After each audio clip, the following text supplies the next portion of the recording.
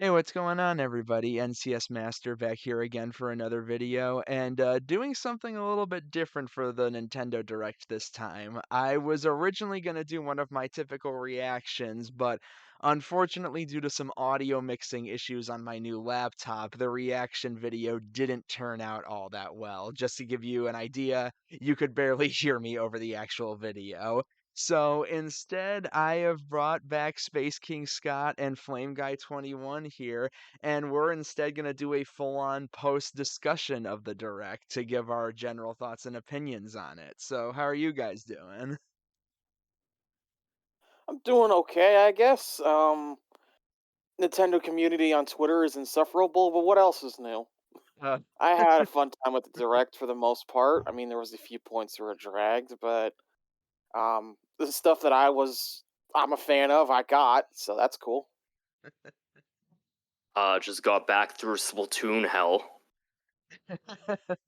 Did the freaking extra mode, like the uh, extra mission after you do every other mission in Splatoon 3. is that like It the was extra hard painful. mode? Yeah, it was painful, but worth it, I guess. I actually thought the direct was pretty good. Yeah, But I did. also I like games other than Mario and Zelda, so that helps. The unfortunately, you are a rare breed in the Nintendo fandom. But I mean, yeah, so to give a general view on my opinions, I also liked it a fair bit. I would say I liked the February Direct and the partner showcase back in June more, but this was still a good Direct overall in my opinion. yeah, I'd say it was probably a 7, maybe 7.5 for me. Although I Yes, would have said the partner showcase was like a 9.5 to 10, just because like banger reveal after banger reveal for that one. yeah, that was yeah, and I think the partner showcase had the benefit that I think this one didn't. I think many people agree the issue with this direct was that it didn't have great pacing. Yeah. Like it honest to God had a solid amount of good reveals. It was just overflowed with a lot of fluff and dear God, so many farm simulators. Well, on Actually, the it's bright side, people who like those games are going to be feasting. although that's actually a decent starting point of the discussion properly. They announced a remake of Well, Harvest Moon. I figured we just go in chronological order of the direct Okay. actually. All right, that's Um fine. Yeah, sorry to cut you off, but yeah, That's work. so No, that works. so to kick off, like Nintendo usually likes to do, they open the direct strong, and ironically enough, the second main direct in a row that they have opened with a Fire Emblem game, but instead of a spin-off, we're opening with the next major mainline game in the series. This is 17, I believe. Fire Emblem 17, I think. Would you know, Scott? Yeah, it's FE17, the 17th mainline entry. Yep. The Warriors games and Tokyo Mirage Sessions don't count on that numbering. We're Yep. going by the numbering system inside of like Main every series. game in the code of every Fire Emblem game. It's actually numbered. They call it FE whatever the F. Yeah, and so we have after the leaks came out about a month or so ago with seemingly the main character and the gimmick, it was confirmed and shown off. We have Fire Emblem Engage, which will be coming out in January. Uh, yeah, this game had leaked previously, like really badly, because because they're gonna release the game in China. And the Nintendo China localization staff just posted screenshots on fucking private discords that got shared around, and it just eventually hit the open web, and literally everything about it was correct. Yeah, this was probably one of the worst leaks I've seen in a good while now because everything was just dead on. Although I will say that the leaked footage was very unflattering. It Yes. just was like badly taken photos of what I'm assuming was an earlier build of the game, which just had a worse graphical style. Now that we're seeing it, like the polish looks really, really high. I actually was just talking about this in our Twitter chat. Um, Looking at some of the footage that they've released since the direct, the game looks snappy and polished in a way that honestly the series just hasn't been since probably Awakening. Like menuing looks fantastic. Just clicking on a character, going to point A to point B. It looks like it feels good. That means it'll probably feel good. Like I love Yeah. Three Houses, but I'm gonna be honest, the menuing and getting through the systems in that game kind of felt like walking through mud. Yeah, I've seen the menus in that game. It did not seem that great. Yeah. Three And Houses, I loved it as a game, I loved it as an experience, but there were some issues in it. and also the graphics look kind of like ass, but Yeah, the new 3 one, ha but Engage doesn't. yeah, Engage looked straight up like my dream that I had 10 years ago when I first played FE through Awakening. I wanted a game I wanted like a game on the Wii U that was just like the CGI cutscenes from Awakening just as a video game. And I feel yeah, like we're almost at that point now. Yeah, Engage is hitting a lot more notes for me than Three Houses ever did. Like, I really like the visuals of the game. It looks very smooth. One thing that I actually think people aren't bringing up a whole lot outside of the main character's hair and eyes is the colors that are shown off in this trailer. This is a very vibrant game with the color palette that it has, which to me at least is a nice change after Three Houses looked, at least in my opinion, really muddy and, like, Mhm. unappealing in a lot of Yeah, ways. totally, totally.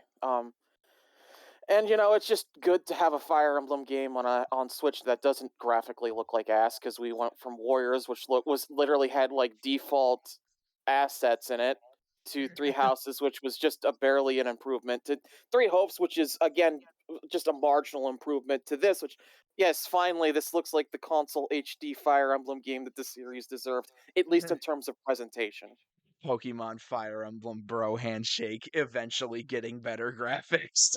Eventually, eventually, yeah. Although it makes sense, I guess, in the both of their cases because they were handheld only for a while. But Yeah, like, but though, like, Pokemon more. they needed. Go ahead. I was just gonna say Pokemon more so than Fire Emblem, because Fire Emblem really only took a temporary stint in handheld. It had a very healthy console presence for a good while there. Even during its more handheld era, we got Path of Radiance and Radiant Dawn. Hmm. Of course, there's a big ass elephant in the room, which is toothpaste, John. Yes, Aleer, as they are canonically known, has definitely caught either the intrigue or the ire of a lot of fans. A lot of people don't like them. More people have warmed up to them in the past couple days, particularly female Aleer. I see a lot more people are warming up to her as opposed to the male version, which granted could just be booba, but Yes. I When I first saw Lear in the leaks, um, I didn't think anything of them. Like, it was just like, oh, that is certainly a main character design. That is a yeah, thing that exists. I didn't have any thoughts on it one way or the other. So yeah, it's like, but I also knew that this was gonna instantly be a shitstorm, just yeah. instantly. Because When on, I saw that, oh, go ahead. of course, getting into the actual visuals itself, again, in movement it looks better, right? Again, Yeah, those original leaks were unflattering. Also, the main artist did all the character designs for Engage. She When she draws them out of 3D, she can make them look really good. well, The actual promotional image that she did for announcing the fact that she was the artist actually looks like a really good poster. I kind of want it. Well, the thing is, I actually think like 95% of their design is totally fine. It's just the random mismatch hair and eyes that really kind of make it look a bit messy. Like if they just had solid blue hair and solid red eyes, I don't think anybody would think twice about them. Some people actually have changed the hair in like fan art, so it's like, oh, like one the hair is like one dominant color, but then on the underside it's like the other color. So it's like Yeah. how, like, I guess like Ryoko Kill Kill's hair is. Yeah. Oh, you mean like one half is one color and the other half is another? Yeah, Oh, like it. so yeah, like Todoroki from My Hero Academia. Yeah. But isn't that how it is right now? No, I mean, No. no, I'm thinking, because like the thing is, like, there's like shades of the other color throughout on both sides, and it's Oh, kind of I see. that's how it is on the current design, and that's kind of Yeah. like that's Oh, what's okay. probably that's that lack of symmetry is probably what's putting people off. Yeah, and it's just kind of messy with how it almost looks somewhat thrown together. And of course, the red and blue jokes have particularly led to Pepsi and Colgate getting a lot of Pepsi Sean mileage. and Colgate Sean. I'm I'm tempted to Citron! name my Aleer Pepsi just because that's just like the funny part of it, right? Yeah. The Colgate is to blame. Yeah, I mean, I have seen some people suggest cool ideas. Like I saw someone do like fan art suggesting it'd be a cool idea if because it was like red and blue like the Joy-Cons, someone threw out the potential that their hair and eyes would change depending on which Joy-Cons you have attached to the Switch because the Switch can detect what color Joy-Cons they are. That would be badass, but I don't think they would do that just on account of the fact that um the red and blue color theming is probably because like that's like the main in terms of the in the gameplay side of things, that's actually the main color themes of the entire FE series. How Yeah. the blue units are the good guys and the red units are the bad guys. Yeah, That's like pretty literally the much. two main theme colors of all of Fire Emblem, if you think about it. Oh god, imagine if they try to do this as like a morally gray, like Uh middle ground character between the two. can we not do Fates again, please? Okay, yeah, that takes us to another Uh, elephant in the room. People's concern about this game's plot because of what it is. It was from according to those old leaks, it was the anniversary game that just couldn't release because the world ended. Because of human malware. Yeah, because of human malware. So like this game unfortunately got screwed over in that regard. So did Kirby's seemingly anniversary game as well, but we'll get to that later. Mhm. Uh I think that when taken as just like an anniversary production, um if this is like gonna be like a bare bones plot, fine, I guess. But when it's like when you take it into consideration that it is a mainline title and it's being built up as one, I do hope that the plot takes itself with a degree of seriousness. That it's not just, oh well, time looped back again. We're now back to Fates and Awakening silliness. Yeah, I 'Cause- mean, Awakening still had a really good plot. And, like, to me at least, I feel they can go either one of two ways with it.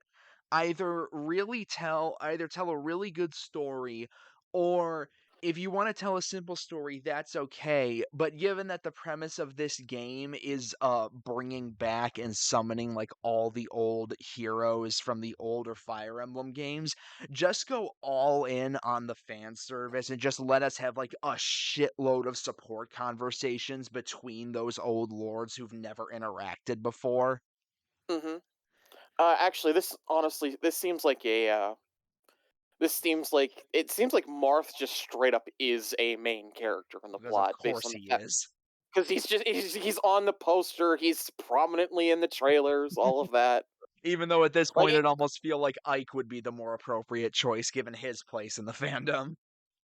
right, I guess so, but then again, we are English speaking fans, we have our preferences. The Japanese fans probably have their preferences too, and well, knowing that Intelligent Systems is a Japanese company, their home base will always come first. Yes.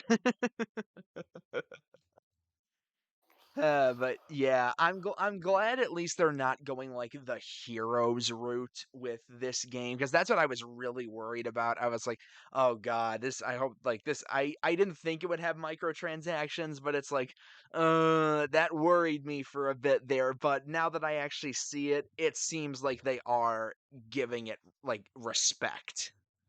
Yeah, I don't think Nintendo allows its devs to do that in their mainline releases. I hope Yeah, not.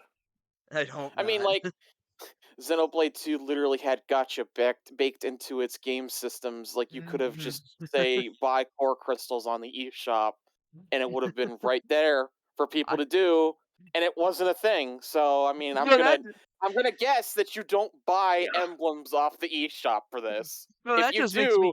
if you do, oh no, I'll be the first motherfucker in line to shit on this.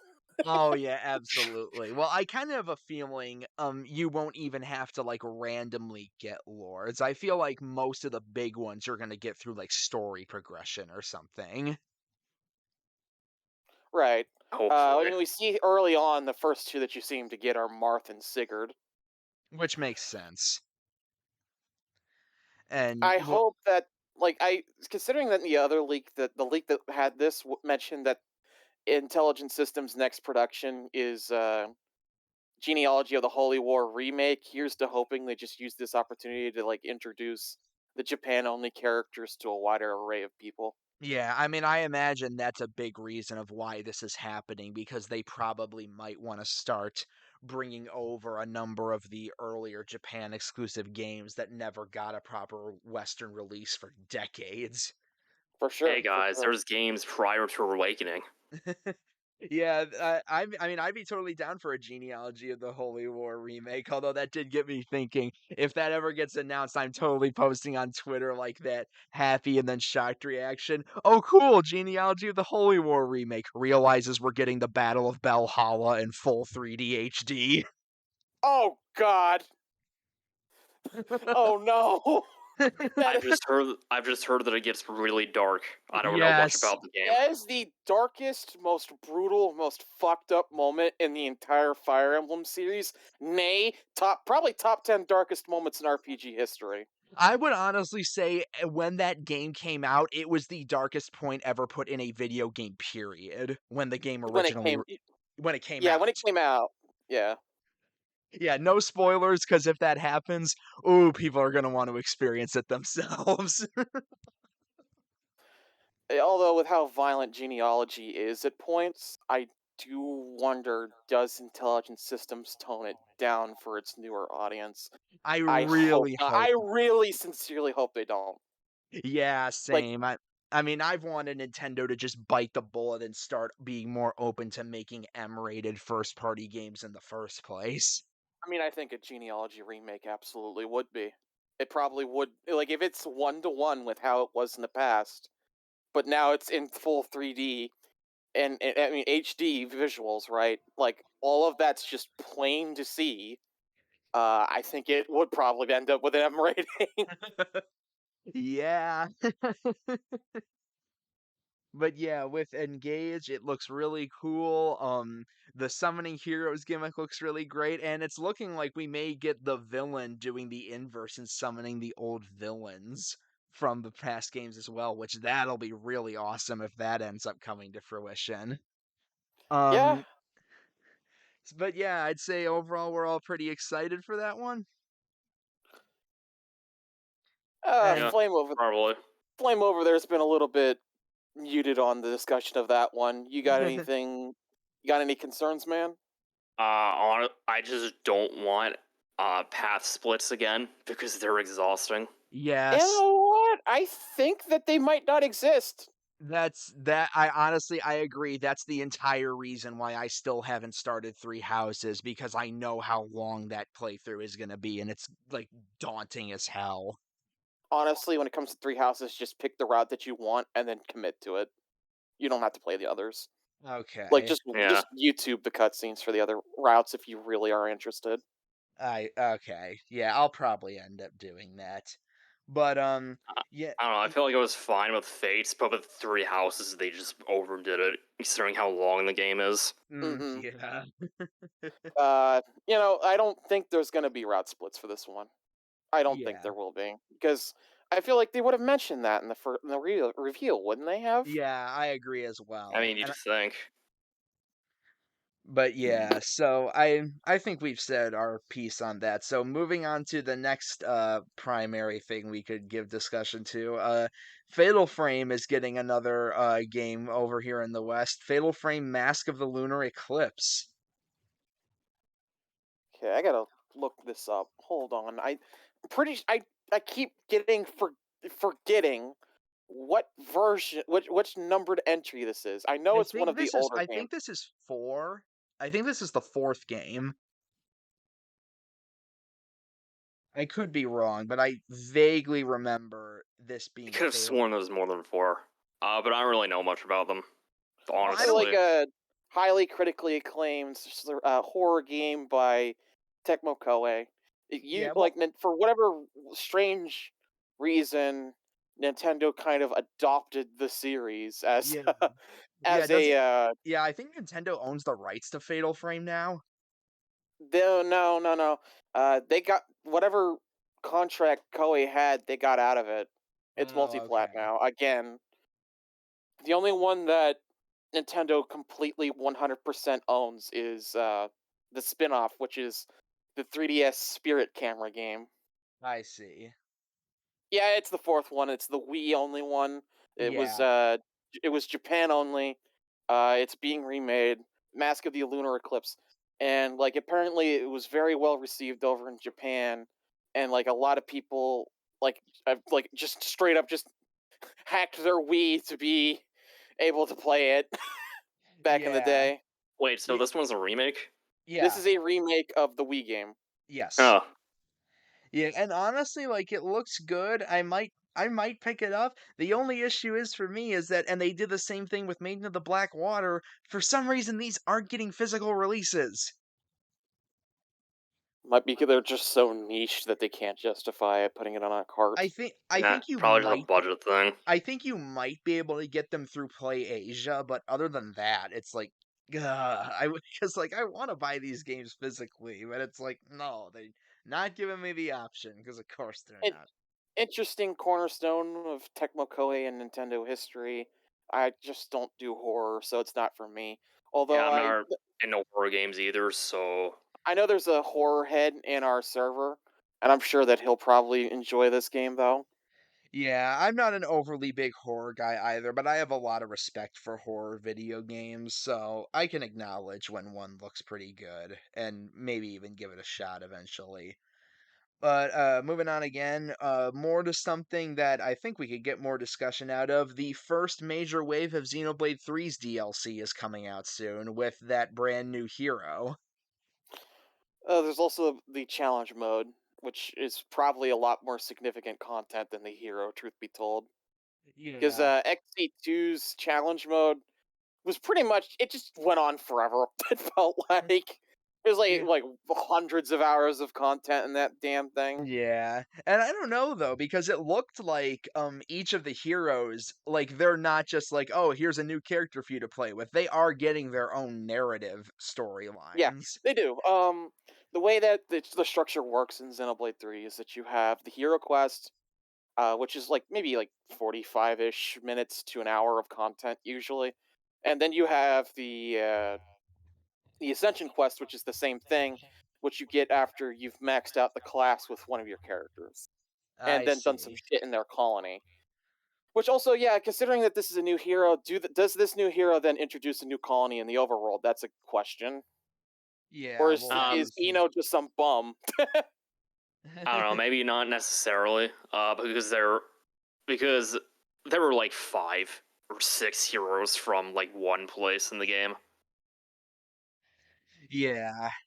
And we don't Although know. she would probably come with her own quest line too, though, right? Because like all of Yeah. the heroes at least had a couple of additional quest lines in addition to their hero and ascension quests. Yeah, with her nuclear lemon lime Gatorade. nuclear piss Gatorade. Now, the weird people have pointed this out. The ether that she's drinking, it's called HD ether, but Yeah. beyond that, which beyond the stupidity of that, it's actually the exact same shade of green as the blood of Bionis, and that Yeah. has lore implications. Yeah, that's pretty interesting. I'm sure she'll have a lot of interesting story implications. And even as someone who hasn't played Xenoblade 3, I am interested to see how those stories play out and just Well, see she like what is an artificial blade, so that calls into question: is she another one of Poppy's sisters? And yeah. if she is, how did she come into being? Was she invented after the end of Xenoblade Chronicles 2? Was she made out of made like the tragic fucked up story they could do is that she was made by Poppy after Poppy lost Tora and was lonely, or they could do Yeah, something else. we'll just have to Uh, Would see. would And Poppy I even be imagine capable of creating another like artificial blade? Maybe her adult form. and I imagine Xenoblade 3 will just like ramp up in like story importance and like intensity or like excitement for the heroes with each subsequent one. Yeah. Well, Yeah. there's only two, and then there's the major story expansion. Although we don't know if it's going to be like how uh, two was, where they just have updates that just randomly drop and they have new characters in them. Because Yeah. that's what two did, where like all of the Tornin drivers and blades were just dropped in as like blades that you could use just for Yeah. free, and then a Yeah. couple of them other ones that were just free updates like Talos. Yeah. They could, but like, I think that those blades just had like less content overall than the heroes in 3 do. Hmm. Yeah. Although I if mean, people have gone into the game code, potential spoilers ahead. People have gone into the game code and they found files and information pertaining to Mwamba, which suggests that he might be an update hero. yeah, we'll just have to see. I mean, I'm sure they'll probably like once they get to the end, they might do some like crossover shit with like giving you some heroes and stuff like that. Like maybe they'll do Oh, I Shulk. think there's a very obvious story expansion bait moment in the plot. I won't give it away, but Yeah. like it's so batshit obvious what it could be that I'm honestly kind of hoping that it's not that because it was too predictable. Yeah. I mean, hell, you want to absolutely blow Xeno fans' asses out. Nintendo secretly works with Square behind the scenes to get Faye. Yeah, that would be awesome. I would Wouldn't hope make any that. sense, but I wouldn't complain. I mean, Yeah, did it it make? would not. It would make zero sense, but I'd be happy. I mean, you could totally do some timey-wimey bullshit just to get him there. I mean, they did that in Xenoblade 2 to get Shulk, Elma, and Cosmos there. I mean, like that could be a thing they could do with the challenge mode. He, he's an optional super boss. I feel like Shulk and at least young Shulk and Rex will probably be the heroes that you get as bonuses for engaging with the challenge mode. That just strikes me as an obvious thing to occur. Yeah, probably. But uh, but as for like anything else with Shulk and Rex, considering the actual DLC preview images of the three swords, I think adult Shulk, adult Rex, and Noah are meeting. That's just something that's probably going to happen. Most Is likely. you're gonna have your ridiculous Avengers assemble bullshit, and you're gonna like Yeah. it, Xeno fans. It would make sense because this is the end of the saga and they're starting anew with Xenoblade 4. So, Slash XCX2 or whatever they're gonna do. yeah, we'll just have to see. But moving on to what's next, this time switching from McJRPG to Scrimbo Bimblo, we got another little showing of SpongeBob the Cosmic Shake. I forgot this game existed. I don't blame you. They haven't showed it off much, but truth be told, what we have seen, I'm very, very excited for it. I absolutely loved Battle for Bikini Bottom Rehydrated. So seeing an all new Hey, Heavy Iron SpongeBob games were all great. Yeah, the movie game was really good too, which I know a lot of people were half expecting that to get a rehydrated version first, but no, we're getting an all new game, which, hey, Maybe I'll they just take it. couldn't get the rights to the movie. Maybe they couldn't pay David Hasselhoff. Oh, speaking of David Hasselhoff, God, what if you instead know, of David Hasselhoff, they just replace him with someone else? so for David Hasselhoff for like the filming of that scene where he's swimming, they had to make like a foam cutout or whatever for that, and apparently David Hasselhoff has that foam cutout of him sitting in his living room. You I mean, know, I don't blame him. that's fair enough. I mean, I might be wrong, but didn't Robert Patrick actually keep at least like one of the fake versions of himself that they kept blowing up in Terminator 2?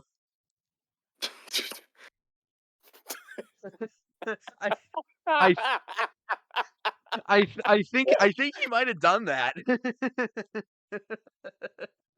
Because they made a bunch of like fake models of him for whenever the T-1000 got destroyed.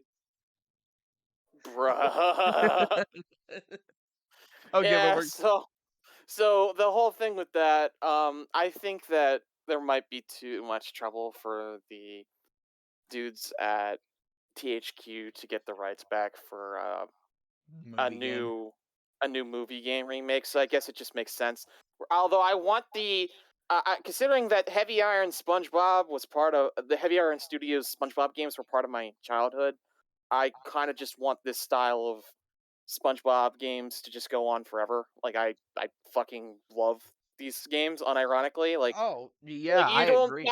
you wouldn't think that like a character like SpongeBob would work as like a full blown ass 3D platformer series, but then you played the movie game and Battle for Bikini Bottom, you're just like, nope, yeah, this works. Just keep doing it, please. Oh, yeah, Battle for Bikini Bottom is freaking fantastic. Like, honest to God, as 3D platformers go, I put that above like Mario 64 and Mario Sunshine, truth be told. That is a very hot take, but I accept it. But yeah, I'm I'm just a really weirdo that likes sunshine, okay? well, no, I like Sunshine. I just adore Battle for Bikini Bottom. But yeah, Cosmic Shake looks to be even more of that. It looks to have like a really fun premise. They showed off some different costumes that there's going to be in the game, and it is slated for next year, they said. So it relatively soon we'll see it, and I'm really, really looking forward to that. Definitely going to be a day one pickup for me. But going from something that's a little bit odd to something that's extremely odd, and it's probably the hardest I have laughed at a Nintendo Direct in a very, very long time. You are already fit because it's Fist of the North Star Fitness Boxing. You're already fit. I think this might be one of the most batshit stupid announcements I've ever seen at any Wait, presentation in my wait, is that entire where life.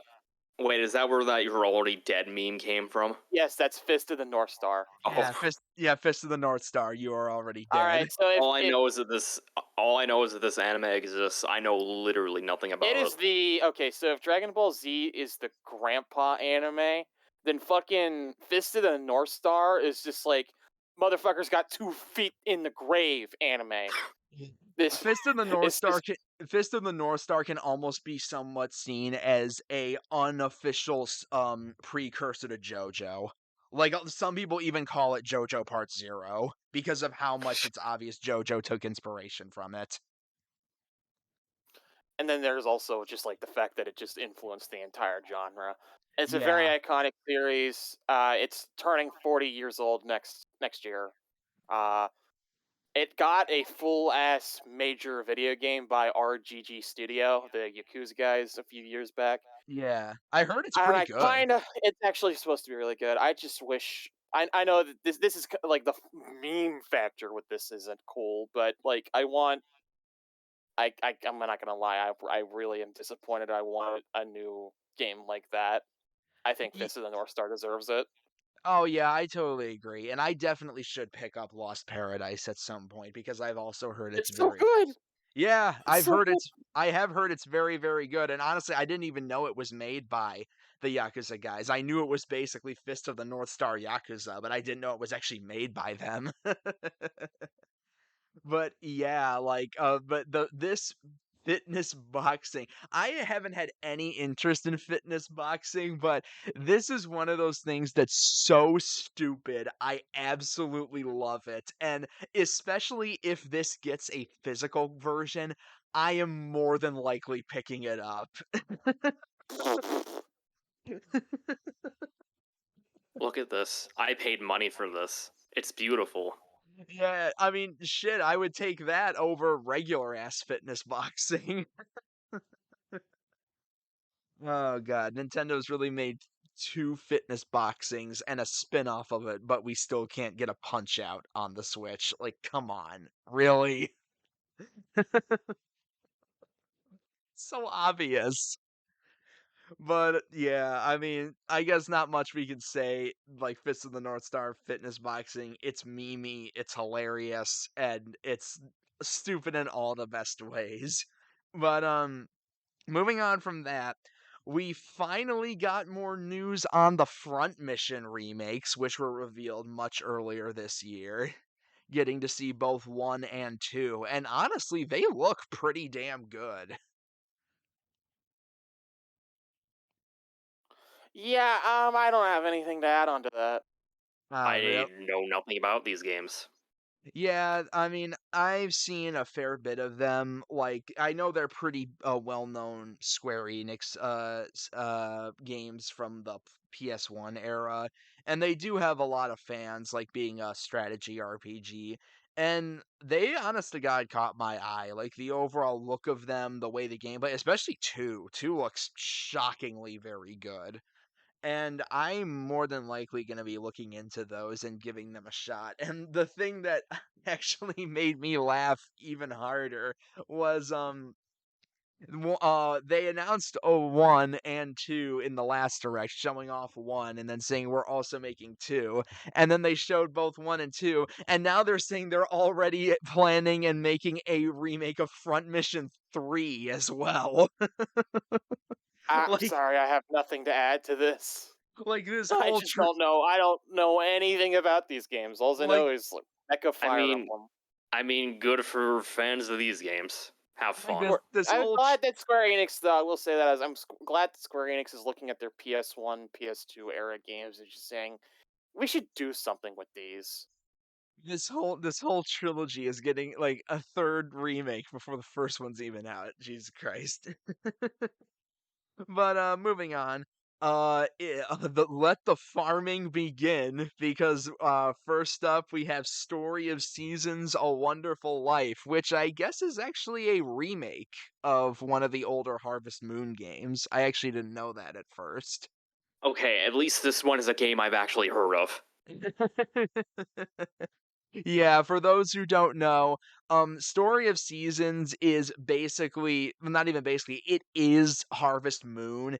It's just that the makers of the series don't have the rights to the Harvest Moon name anymore, so they had to change it. And the games have been Uh, Oh, go ahead. Go ahead. No, I was just taking a sigh. Because I feel like I'm completely out of the conversation. Yeah, but it's just like, I haven't played a Harvest Moon game yet, but I have looked into Story of Seasons, especially because it seems like they've actually remade a couple of them. Like, I know Friends of Mineral Town got a remake on Switch. Like I said, A Wonderful Life looks to be another remake, and it does look pretty interesting. Although I even thought to myself when the direct was going on how it shows your character aging, like it shows them getting older. I'm like, oh my god, does this game actually like end with your character dying? Oh god. That That seems was Story. like something This is, Harvest Moon would do, like it does. unironically. Actually, it does. I'm pretty And sure this is that coming one. from someone who knows nothing about the games. yeah, It because does So, actually. I think I remember this. I think I've heard about this somewhere. Yes, Harvest Moon. That one does end with your character dying of old age. oh my god. damn. Yeah, because I was gonna say, I vaguely remember hearing that Harvest Moon will get oddly dark at points. But yeah, I did not expect that. Oh, Jesus Christ. That's actually really sad. I don't know. Maybe they do it in like a happy, sad kind of way. Like, well, it's been a wonderful life. Dies.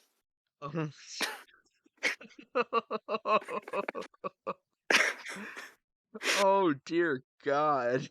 But yeah, so moving on from that, I'm actually gonna look into that when this ends because oh my God, I need to know that. And I might even pick up this game just to see that shit go down. Um Maybe I'll but play it. I don't but know. going off of what Flame was talking about earlier, next up Splatoon 3 is getting its first Splatfest started, which is what would you bring to a desert island? Gear, grub, or fun? Which team is Big Man on? I forget which one he is on. I want to say fun is what it would be, I think, but I could be mistaken. I'd have to look into it. I know Whichever team he's on, I'm on. are you a big man fan, Flame? He is the only one that I actually like. No. Big roast on deep cut. I don't know. There's just something about their designs that just rub me the wrong way. Shiver's okay. I forget the other one's name, but good lord, I think her name's Fry. yeah, Fry. That's a six head. Like not even a five head. That's a six head. We thought Pearl had it bad. Girl got the hairline of Stephen A. Smith. Like I've seen some people change their title of their character to Growing Forehead. Going for It's basically the same like title system that was in New Horizons. Oh I my just god, looked it that's up. Yeah, I was right. Wonderful Life. That does end with the MC dying of old oh age. no. Damn. Oh gosh. And like it ends on the note of like his kids or whatever, like just going on without him. Oh my god, that's so sad. I mean, like it does happen eventually. Yeah. Oh my gosh, I might actually yeah, I might pick that one up, especially because I never played Harvest Moon before. But, so either you guys decided on a team for the Splatfest? I'm not. I don't play Splatoon. Oh, you haven't even Sorry, I don't haven't even gotten three. this man just been sitting here since SpongeBob, like, I can't say anything. Like, okay, I might get three, but exclusively for its single player. Like, Honestly, it's worth the $60 just for the single player. It's I just just, really good. I just, I just don't like multiplayer shooting games. That's just, I had to come to that realization. That's just that stuff's just not for me. Fair enough. But moving on to something that I know you will be able to talk about, Scott. When one HD 2D game comes out, another one takes its place because we got Octopath Traveler 2. Finally, I get to talk again. Um. Okay. So you want to think about something? What? Uh. Okay. So here's something. Um. You have to realize that there's an existential crisis afoot because Live Alive, Triangle Strategy, Octopath Traveler 2, and Dragon Quest 3 Remake were all in development at Team Asano at one point simultaneously. Yes. That sounds like a horrifying. That sounds ridiculous. That sounds horrifying. Well, How now did they that got God. work? now they got two of them out of the way at the very least with Live Alive and Triangle Strategy. Yeah. Yeah, Thankfully, all the games are at least turning out well. So it's just like, okay, I guess you could do a bunch of small projects if they work out, right? Um, until we get Hexagon Strategy next year. you're just the worst. Because you also he also fucking did this to me in a private call where he said, yes, I can't believe they didn't call the sequel to Octopath Traveler Hexadecimal Traveler." I didn't say that one. God, 16 characters sounds horrifying. Final Fantasy VI says, "Ha, bet." Oh yeah, about this one. Obviously I was excited. I didn't notice what it was immediately. I feel like I should have though. Yeah, well, I knew it was Cause like HD2D. I didn't know the first four notes. Someone in our call did, and then he said Octopath, and then I pooped. No, I didn't.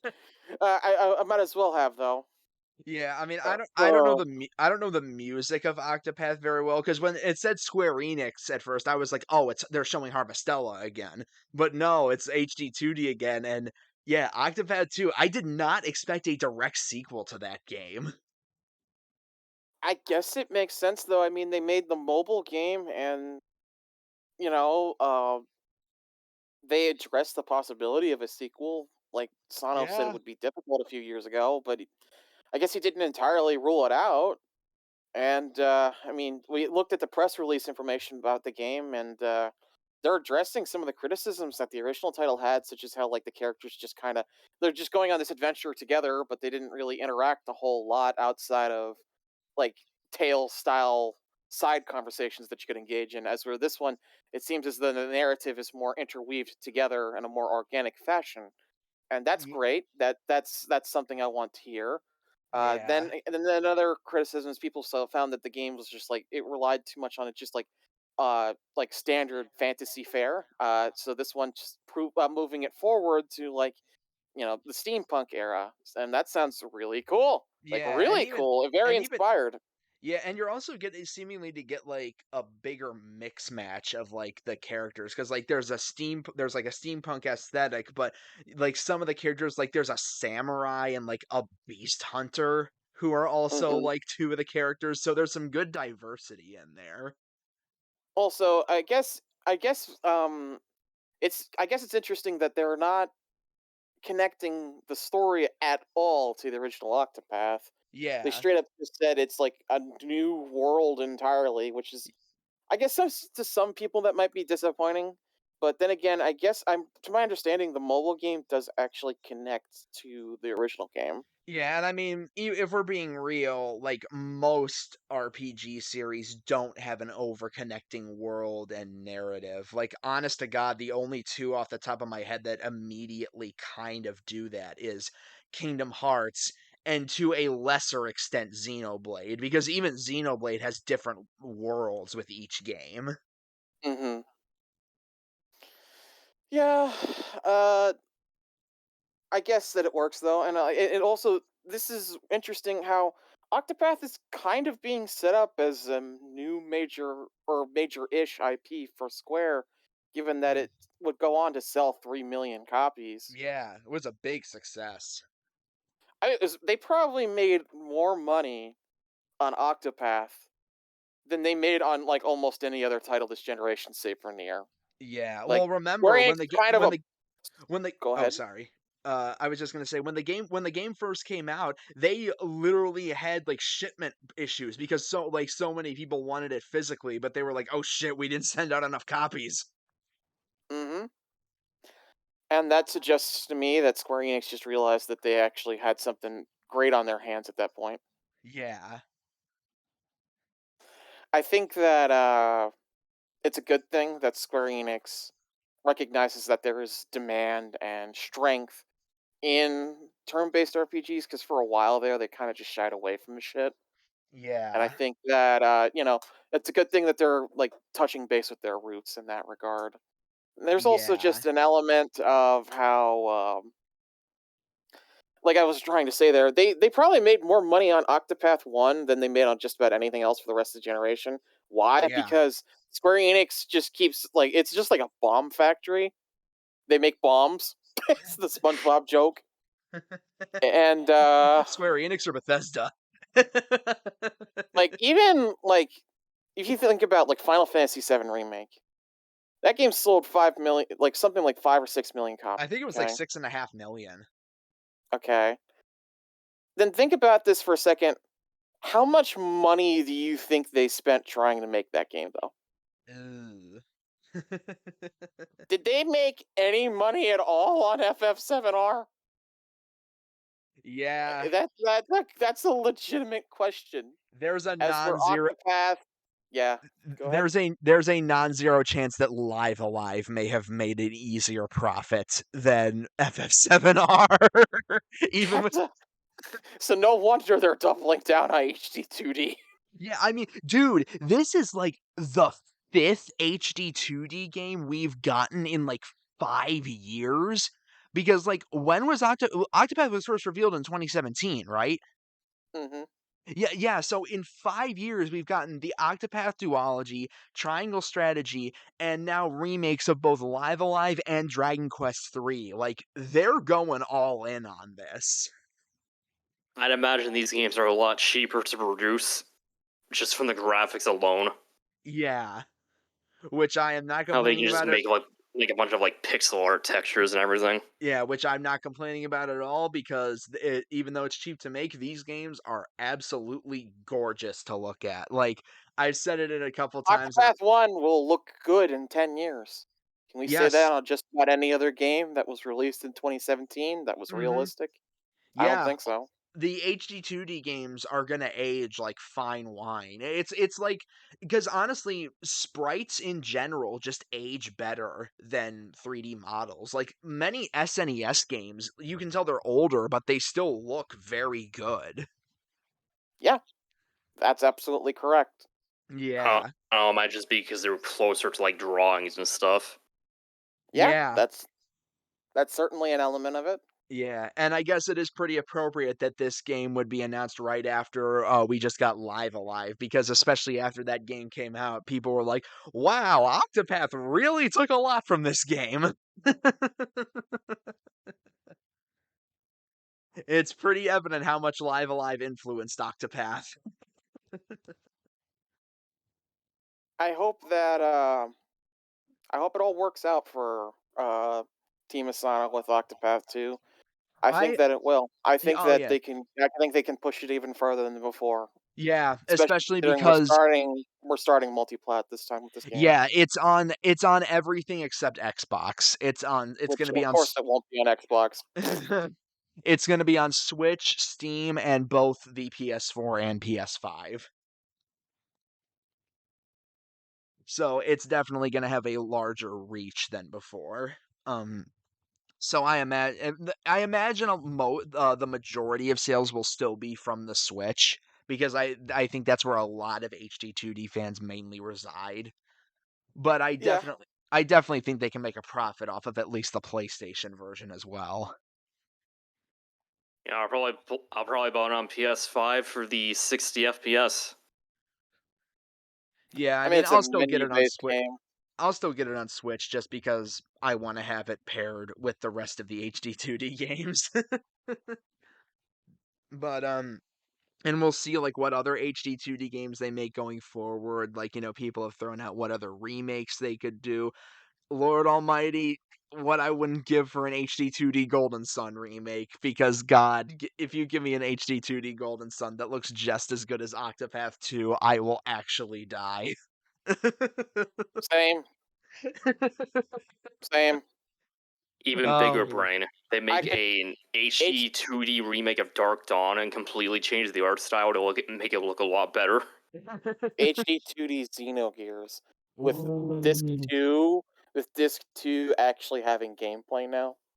And people have talked about Here's my entire credit card. because they Here's did my entire credit card.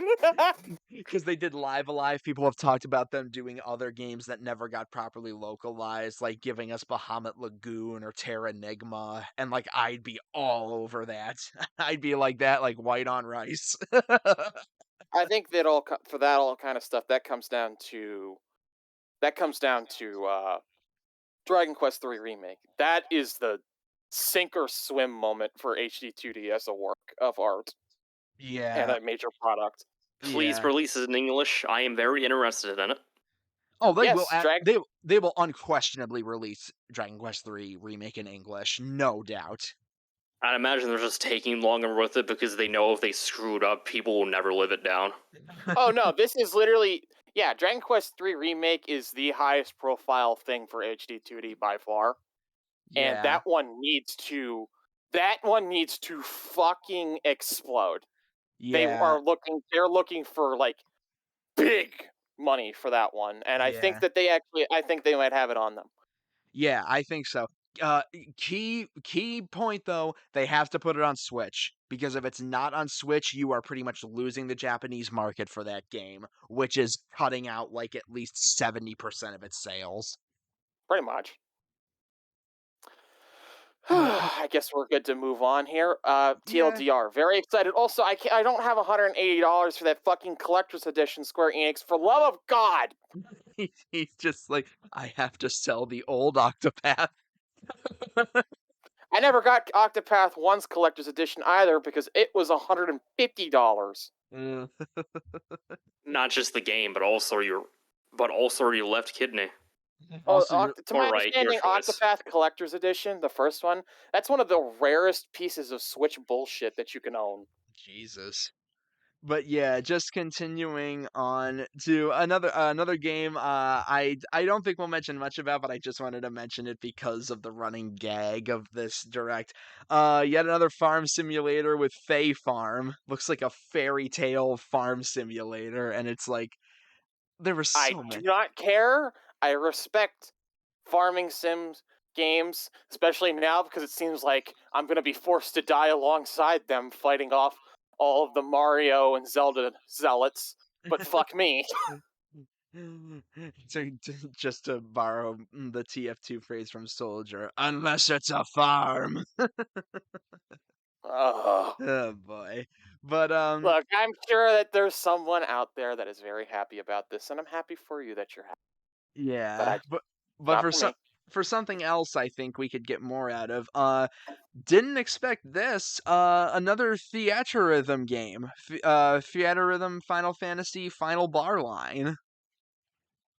Oh boy, a rhythm game for a series I've barely played. Look, okay, they're theater rhythm fans are like weirdly hardcore, so I'm happy for them. Also, it's kind of cool that they're doing crossover content with it. Yeah. Not for me.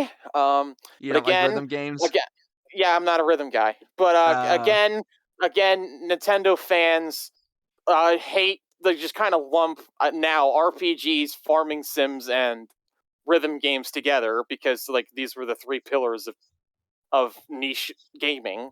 and to So be Rhythm fair, now, game I rhythm I game can fans are insane though.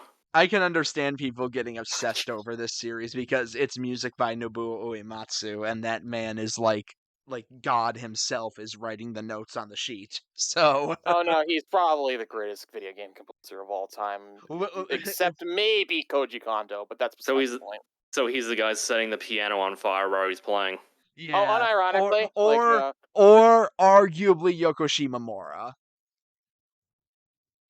I She is guess, Yeah, yeah. I'll drink to that. she is also a god tier composer. Square Enix really did just land arguably the top two composers in the entire industry in their company. Yeah, yeah, I'll drink to that, pretty much. Ag- Against again, theater rhythm ain't for me. Glad it keeps going because like it's now 3 games in, and I guess it's doing well for Square. Yeah, But it's just not for me. I'm probably listening to the music on YouTube at one point though, the remixes and shit. yeah, probably another thing you guys aren't going to talk about. Rune Factory 3 Special. Didn't really expect this cuz we got Rune Factory 5 recently. We've had Rune Factory 4. I actually picked that up earlier this year. And I really didn't expect them to do another special version of one of these games, but it is pretty interesting that we are getting yet another one building Rune Factory's presence on Switch. And they even flat out said they're making another side series of Rune Factory. It's in development. So that was a decently substantial announcement there. To me, I think that this direct to me just largely says what I've suspected for a long time, which was that we're seeing a lot of the more niche Japanese developers who, once upon a time, were making games for Vita. They've basically entirely moved shop over to Switch, essentially by necessity. Yeah, pretty. These are the kinds of stuff that you would usually see hyped up and celebrated on Vita, but now it's on Switch. And I mean, I guess for a time there, they might have says, well, our audience is with PlayStation, so a lot of them tried making PS4 games, didn't work out so hot, so here we are now.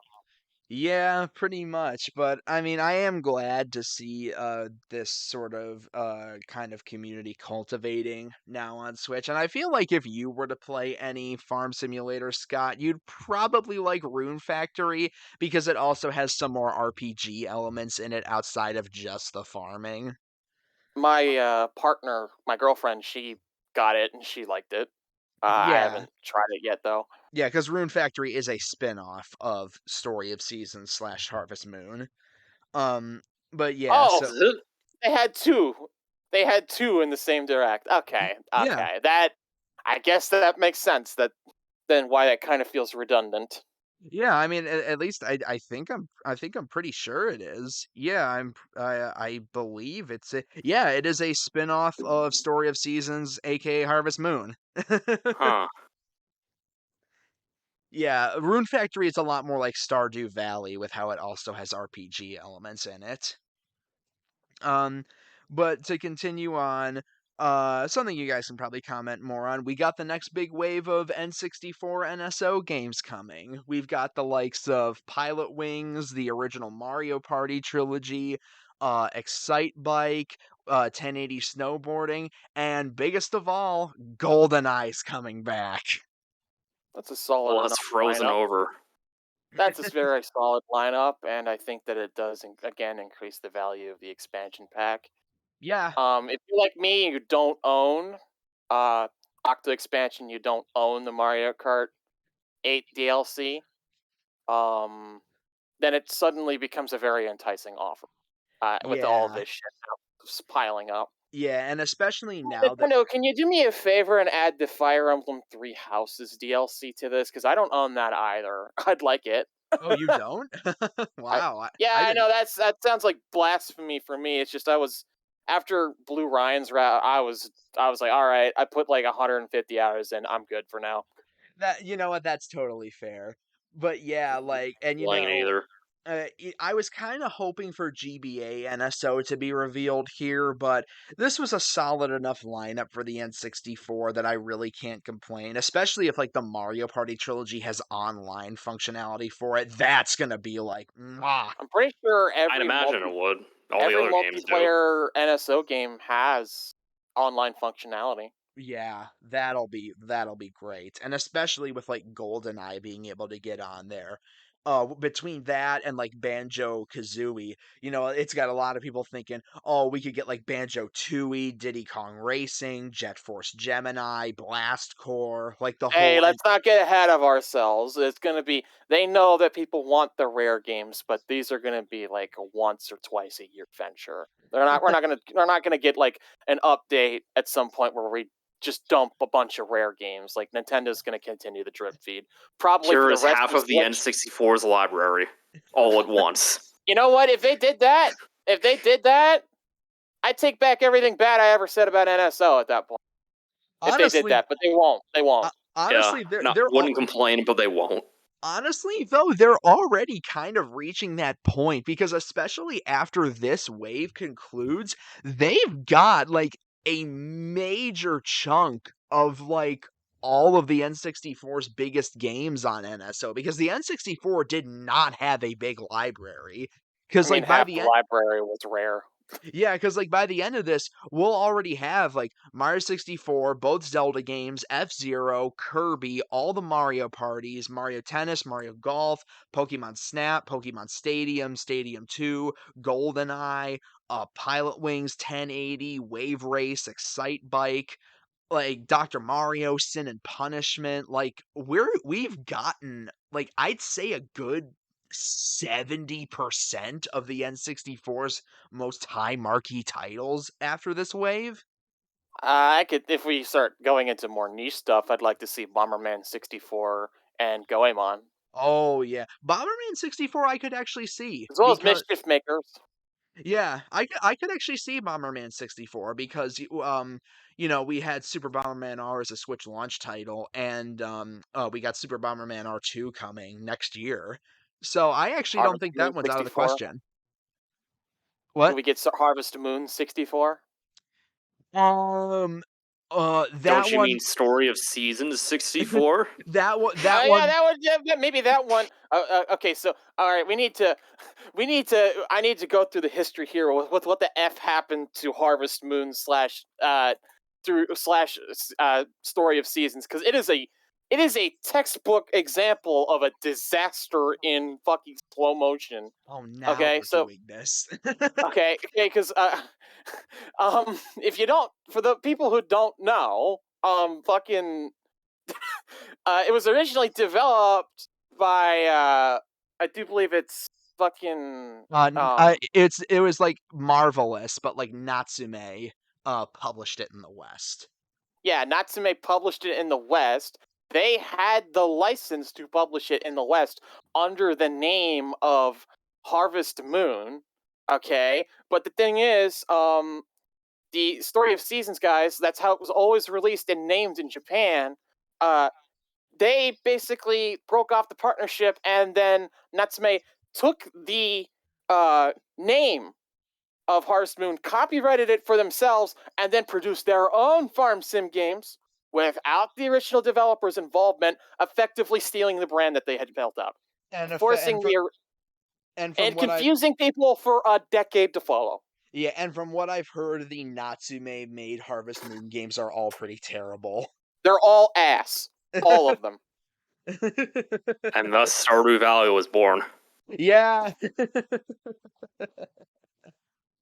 But yeah, off of the N64 wave like we were talking about, we've got a lot of good stuff from that. And like I said, I'm hoping we get GBA NSO very soon. I'd like to see that in the January-February direct of 2023 because we know we're going to Put get one Game then. Boy slash Color on the original service, and then put GBA GBA in on the the expansion expansion. pack.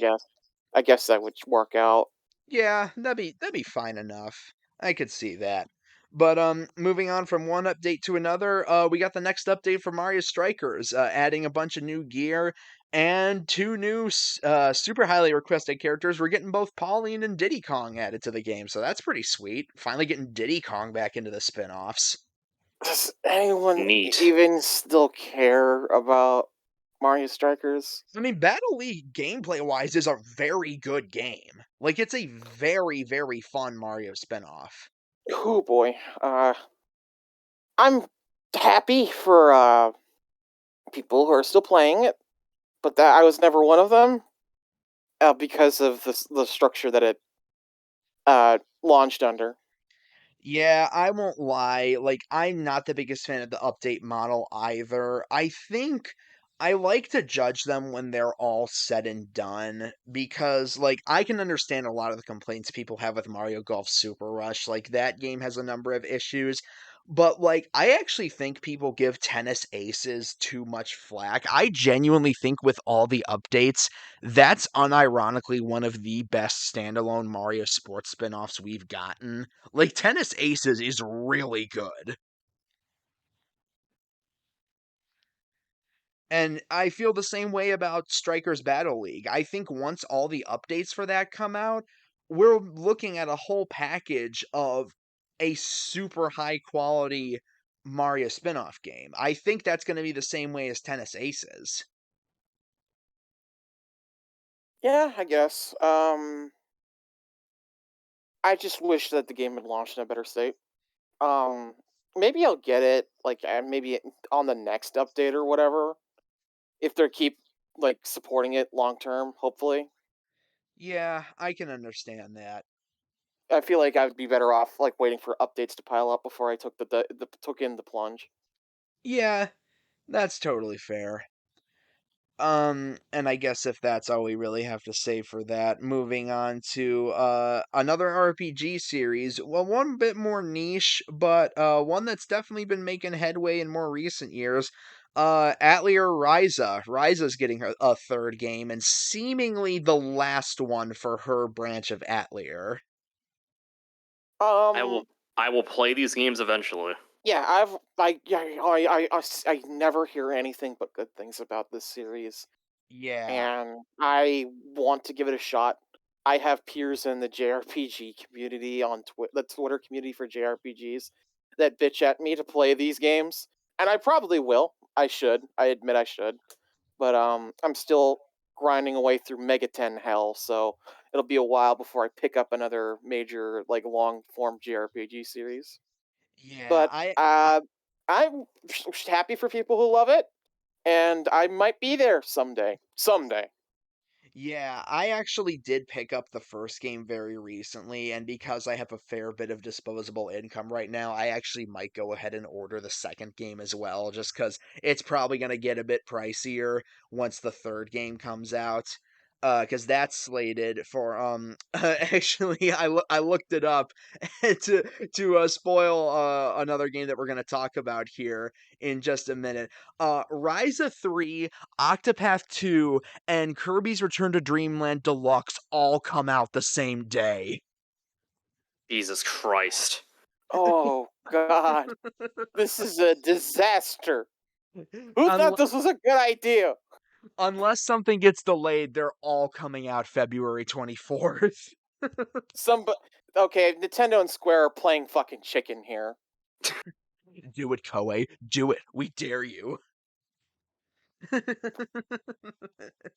One of those are going to move. Yeah. Because if you don't, it will be a disaster for one or the other. Yeah. Ratioed by Kirby. And yeah, it's more than likely not going to be Kirby. Oh man. But yeah, Ryza, a lot of people, the series has been gaining more traction over the past few years, mainly in part to Ryza's design and her being very appealing. Nice. Yeah, Appealing. nice. Ah, what the fuck? I'm a Xenoblade fan. I can't make fun of those kinds of people. I mean, a bunch of horny fucks got on the 2 train because of that. Also Fire Emblem. Which is funny because apparently like the head producer said they didn't even think about her that way at all before fans really got a look at her. But then you can clearly tell they have just leaned more and more into her sex appeal with each passing game. And it's working because Ryza's series is easily the most success the Atelier franchise has ever seen, like by far. And it does seem like this is gonna be the last of her games. Like they're gonna make it a tightly knit trilogy because Yeah, that's the a it good thing Money. because, like, I think that's a like they could make like a trilogy pack or something of all 3 of them, and there you are. There's your golden ticket to get into Atlayer proper, and I would be happy with that because I think I'll give this series a good shot someday. yeah. I like I said, heard nothing but good things, and maybe this could eventually lead to Atelier going bigger and maybe even having higher production. Because one of the They things. reuse assets as out the ass. Yeah, or getting English voice acting because that's unfortunately one of the things Atelier doesn't immediately have. It's not voiced in English, but maybe it can get one in the future. Yeah, I mean apparently the first 2 games in the Rise of series did over 1 million together. Yeah, So I yes, mean, it's you'd clearly assume that working. Koei will try and invest more into it as time goes on. Also, I Yeah, mean, they those guys, they're it's one of Koei's teams. It's Gust making that series. They got another really big break. They're the head devs for FE Engage. wow, Oh, really? Yeah, uh, Intelligent Systems and Koei are really, really close partners now. Like they were like the Omega Force guys, or not Omega Force, the Romance of the Three Kingdoms guys were the main ones on Three Houses. Obviously, Omega Force did the Warrior spinoffs, and now here's Gust working on FE Engage. wow. So Because I knew yeah, Koei helped with Three Houses, but I didn't know what to what extent. See, actually, according to a developer interview with Intelligent Systems, because they weren't used to HD game dev, Koei did like more than half of the whole game. Sees Wow. the fruit textures in the market. And, uh, I am admittedly kinda surprised that they are seeming to wrap up, Rise's narrative, like but, props to them for having the guts to say, "We've told the story we wanna tell, and we'll finish it up," because a lot of franchises have issues of not being able to do that, especially when they make a lot of money. Uh, I can hear you seething and mauling over Yakuza right now. Well, no, I don't think Yakuza needs to end. I just don't necessarily agree with them bringing Kiryu back so quickly. It's Yeah, that's fair. it's like this should be Ichiban's story now. We don't Yeah. really need Anyways, Kiryu. we're kind of getting lost in the weeds with that. TLDR, devs that are Video telling game's overarching good. story, video games good. Devs who are telling overarching stories need to feel content to let the story end. Yeah, and they must have some faith that Ryza will help carry Atelier, in general going forward. Like enough good momentum from this series can push whatever the next big branch of Atelier they'll do. Hmm. Um, unless they decide to specifically go the route of, hey, let's make another really hot female main lead, which they might do. Apparently, they didn't even realize that people thought she was attractive at first. They just Yeah, kind of stumbled into it. yeah, I did mention There that. are They no accidents. Yeah, which honestly, I kind of wonder considering, like, you gave her those pants. Like, come on. Like, seriously, you guys didn't know what you were doing. But yeah, so Rise of 3 coming out early next year. Probably gonna be picking it up myself. Like I said, I honestly might even order the second game off eBay once we're done on this call, just to make sure I have it. Um, but Look yeah. at you and your piles of money that I don't have. I No. have to be very selective on what games I buy. Right now, I'm just on my backlog as well as Xenoblade 3, the game that hilariously Donkey said never ends, and I'm just like, yes, it is I who faps to that. Trust me, dude. I'm taking advantage of it while I can. I'm only buying so much because I know I won't be able to do it forever. But moving on to what we have next in our list. Going back to the updates, we got a tease for Wave 3 of Mario Kart 8 Deluxe's Booster Course Pass. We got Peach Garden from DS, and we got another tour track teased as two of the 8 courses that'll come in Wave 3. Is And every Tor original track just going to be put into 8 Deluxe? Because nobody played Tor? I don't know if all of them will, but I think a good chunk of them are going to be. And honestly, I'm I really guess it looking. works for me. I never played Tor. I didn't give two fucks about that game, so it's just like, you know what? Might as well salvage the content from it that did work. Yeah. Yeah. And honestly, I'm really looking forward to this. I think they've done a really, really good job with the booster course pass so far. For sure. I Yeah, love I'm loving it. yeah, I love the addition of so many more new tracks. Like again, they're doubling the size of Mario Kart 8. Like this is ridiculous for the amount of content we're getting out of it. Like it's pretty obvious that them doing this is kind of their way of saying, Okay, we're not giving you Mario Kart 9 on this system, but here's this to make up for it." But I'm content with that. yeah, same here, honestly. Like 8 Deluxe is gonna have so much content once the booster course pass ends that it's like I really don't mind. Although there will be a hilarious irony in the fact that despite the Switch being Nintendo's most successful system ever, it will be the only one so far that will not have an original Mario Kart since the franchise's inception.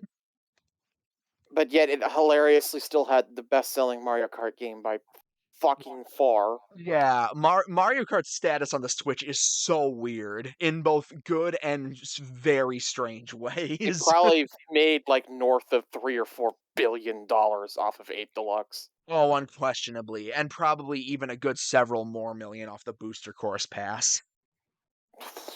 Yeah, it's just like there's a discussion to be had. Can a game sell too well? Can it Yes. can it can it fuck with the potential for sequels? Yes. Yes, See it Grand Theft Auto can. Y 5. yes, see Laughs in Grand Theft GTA Auto 5 laugh. and Skyrim. Laughs in GTA 5 and Skyrim. Shit, man. Jesus Christ. But yeah, the 2 courses they showed off for the booster course pass seem really good. Gonna be exciting to see what the other 6 in Wave 3 are. It's slated for holidays, so I imagine November or December is when we see that. And definitely gonna be excited for what they drop in that wave, and we'll be almost about halfway done. Wave 4 will mark the halfway point. And so moving on now to what was probably the biggest bombshell of the entire direct. We got Shigeru Miyamoto showing off, showcasing at first Pikmin Bloom and kind of a and No, ki- I and was so angry for so short of a time. Fuck. yeah, I was confused too because I was like, dude, this game's been out for a good several months now. Why are they giving it such a big showcase? But then once he was done with it, the bombshell dropped. 10 years later, we're finally getting it. Pikmin 4 will be coming out on Switch next year. It's real. It Ye- was at that moment I was convinced that I was I was asleep. It was like, oh, good things don't happen to me. Excuse I'm me, asleep. excuse me, I must head desk to see if I'm awake. Like we were joking during the chat that we had, with the guys in the VC reacting to it. That unfortunately couldn't be part of because I was at work. We said, why are they showing off Pikmin Bloom? And then some guy said, I don't know who it was. Oh, maybe they're leading into Pikmin 4. And then I said that would make sense, and Nintendo doesn't. And then they showed Pikmin 4. Like literally 3 or 4 seconds later, then they transitioned into that, and I ate my Yeah, words instantly. it's And like Instant regret. I it's was Well, like, okay, you can't really regret that am I move. in like an infinite Tsukiyomi dream right now? Did fucking Dr. Maruki's plan work? What's going on here? It's it's really happening. 10 years after Pikmin 3 originally came out, 7 years after those reports of Miyamoto saying it was almost done, we are finally actually getting Pikmin 4. 5 years after Hey Pikmin, which a lot of Pikmin fans were just convinced that it killed the IP. I mean, it obviously didn't, but it was Yeah. a dark time. Um, Which I would have bought into until Pikmin 3 Deluxe, because Pikmin 3 Deluxe gave a lot of hope with it being easily the best-selling game in the series. who man, who Yeah. man. We didn't see much of it, but they did tease a couple screenshots, and they have said next year, like it's not just TBD. They have slated it for next year, so I feel like they more than likely are gonna stick to that. And The that's development history of this game is probably as wild and as fascinating as fucking Metroid Dread. yeah, or Duke Nukem Forever. But unlike Duke Nukem Forever, this will probably be good because Nintendo, even like the worst Nintendo games that get published, are not Duke Nukem Forever levels of terrible. Yeah. And if it Yeah, is, they just don't market it and just pretend it doesn't exist. Devil's Third be like. Yeah. Anyways, with that whole thing, my main hopes, I just want. First of all, like I have a certain series of expectations. First of all, I want them to not do what they did with the original release of Pikmin 3. Please just have the Piclopedia there from the start. It makes for a more fun experience getting to read on the aliens and all the different creatures and stuff, the lore behind them. That's one thing. That's one thing I didn't like about 3 is that it didn't have that. They fixed that in Deluxe. Okay, Second of that's all, good. I would like for them to finally do. Well, they experimented with this in Pikmin 3. I would like at 3 Deluxe. I would like for them to be on same like multiplayer within the story campaign. They did this in 3 Deluxe. They did not do this in 3. That was something that let me down in 3. Um, Okay. I want that, and I want that honestly, if it's possible, I'd like to see that online as well. That would be Be- really cool. Just to work through the campaign. I know that it's just like, oh, it would probably have to be handled like Super Mario 3D World, where progress in one person's game doesn't account to progress in your game. But I don't even care because this is a game I'm going to play 10 times anyways. Okay, these are like 8 to 10 hour long experiences that you're designed to replay and get better at and better at and better at. That works for me. Okay, so there's that. So like I honestly just improved the elements of three's original release that I didn't like about it, and then we're golden. We're gold. Honestly, like the game design ethos and how it all handles with Pikmin has always been wildly interesting to me and has always resonated with me since my childhood. It's one of my childhood franchises that I was just ridiculously, ludicrously obsessed with. So when I was dying there and my reaction was like, ah, yeah, that was actual. That was legit. Like I think at a certain point throughout the Switch generation, I felt like I had written off the possibility of Pikmin 4 being a thing. I just like there was the rumors, there was like this stuff going on that we had heard, which was like Emily Rogers said something to the effect of that in 2019, Pikmin 4 had to be completely rebooted from scratch in terms of its development. Ish. And I guess that checks out because this game got screwed, if it's to be believed. In 2015, it was a Wii U game, very obviously. And the Wii U died and died so hard, almost fucking it almost sunk Nintendo's first party division with it, right?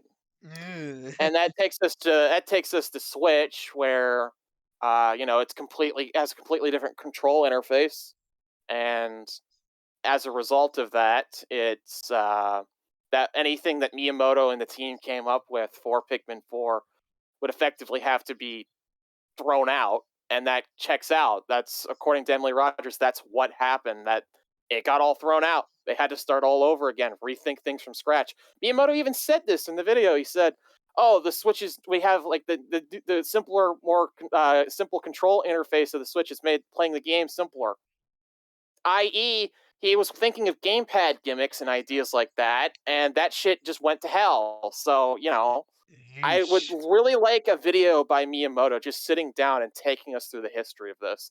It would be Move the gamepad to throw wildly the interesting. Pikmin.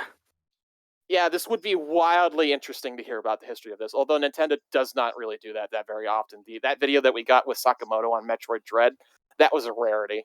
Yes. Well, Sakamoto has always been more open about Metroid than most devs are with their series. Honestly, the only ones I can think of that consistently talk about their development and their histories like that are Sakamoto and Tetsuya Takahashi. Sakurai is kind of open as well at points. But Yeah, like, yeah. yeah, anything you particularly want to add to this one, Flame? I need to finish Pikmin 1 and play Pikmin 2. And probably replay Pikmin 3. Yeah, Pikmin 3, also, I made it sound like I hated Pikmin 3. I don't not hate Pikmin 3. I just was kind of disappointed in the base release of the game. Deluxe yeah. fixed most of my issues with it. I want them to maintain the improvements to 3 that Deluxe brought to the table when going into 4. Yeah, I've only played a little bit of Pikmin 3, but what I played I did really enjoy. So I imagine once I sit down to seriously sink my teeth into it, I'll really enjoy it. And same for 4 when it eventually comes out. But Hmm. again, just like one of those games that it's you just sit back and you're just like, this is actually happening. Yeah, this is another Metroid Dread scenario all over again. Just Yeah. like, is this really happening? It is. Mhm. Okay, holy shit, here we go. This is how this was me. This was basically other for other people what I was like with Live Alive back in February. But yeah, it's incredible that it's happening. It's great that it's happening because it's always good to see the Switch get more diverse with the Nintendo series that it uses. And I hope they continue on to do more. Lord knows what I wouldn't give for them to do more with like F-Zero or Golden Sun or Kid Icarus. And fingers crossed, we still got time. Hmm. I mean, I think the Switch, it'll probably. I think that Switch, the next model is probably launching with Tears of the Kingdom, but we'll get to that later. Oh, really? Yeah, I think that's going to be a thing that happens, but that's just me.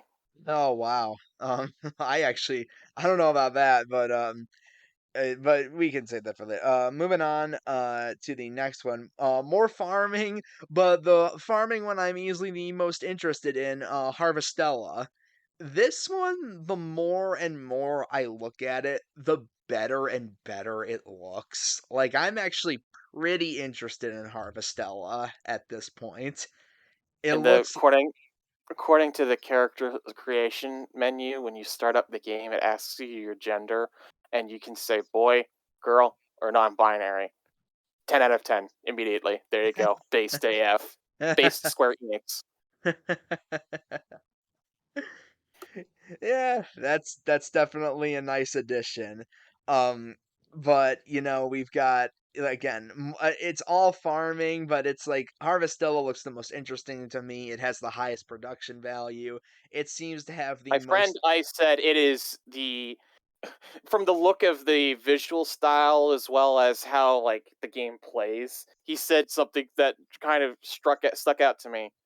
This is like a Xeno or FF7R fans farming game. It's like, Yeah, you might be on the money there. I might have to give this a try. yeah. It seems to have a pretty Xeon is sweating bullets. it seems to have a pretty detailed combat system, which makes me really interested in it. And like the whole implication with Quietus seems really cool. Honestly, it just seems very well made, and I'm pretty interested in it. There is a demo for it that did just drop. I haven't played it yet, but I'm probably gonna give it a shot. I'm about to. Yeah, same here. I gotta do that with Valkyrie Elysium too. That just dropped a demo as well. Um, Apparently very good. yeah, heard good things about it. But yeah, Harvestella, definitely keeping an eye out for that. Although, pray for that poor game. It comes out only a few days before Sonic Frontiers and God of War Ragnarok. I don't know. Maybe that'll work out for it in its favor because like while all the mainstream, all the normies are playing those games, something like people that are fans of niche games will have that. Yeah, that's true. Yeah, Sometimes that can work in a game's favor, so long as it's not like the two of the exact same style of game on the exact same day. yeah, true. That arguably did work out for Live Alive because while Xenoblade 3 did eat up a lot of attention, Live Alive did sort of cultivate underground. Yeah. Um, But continuing on, one more big blowout trailer for Bayonetta 3 was what came next. And Inject again, it into my veins. yeah, I don't know how much more we can say about this one because it's been shown a good couple times now, but game looks absolutely fantastic. Visually looks great. Combat looks great. It's more Bayonetta. Like, what else can be said? It Yeah, looks like looks pretty good. Let me play the video game. the Viddy games.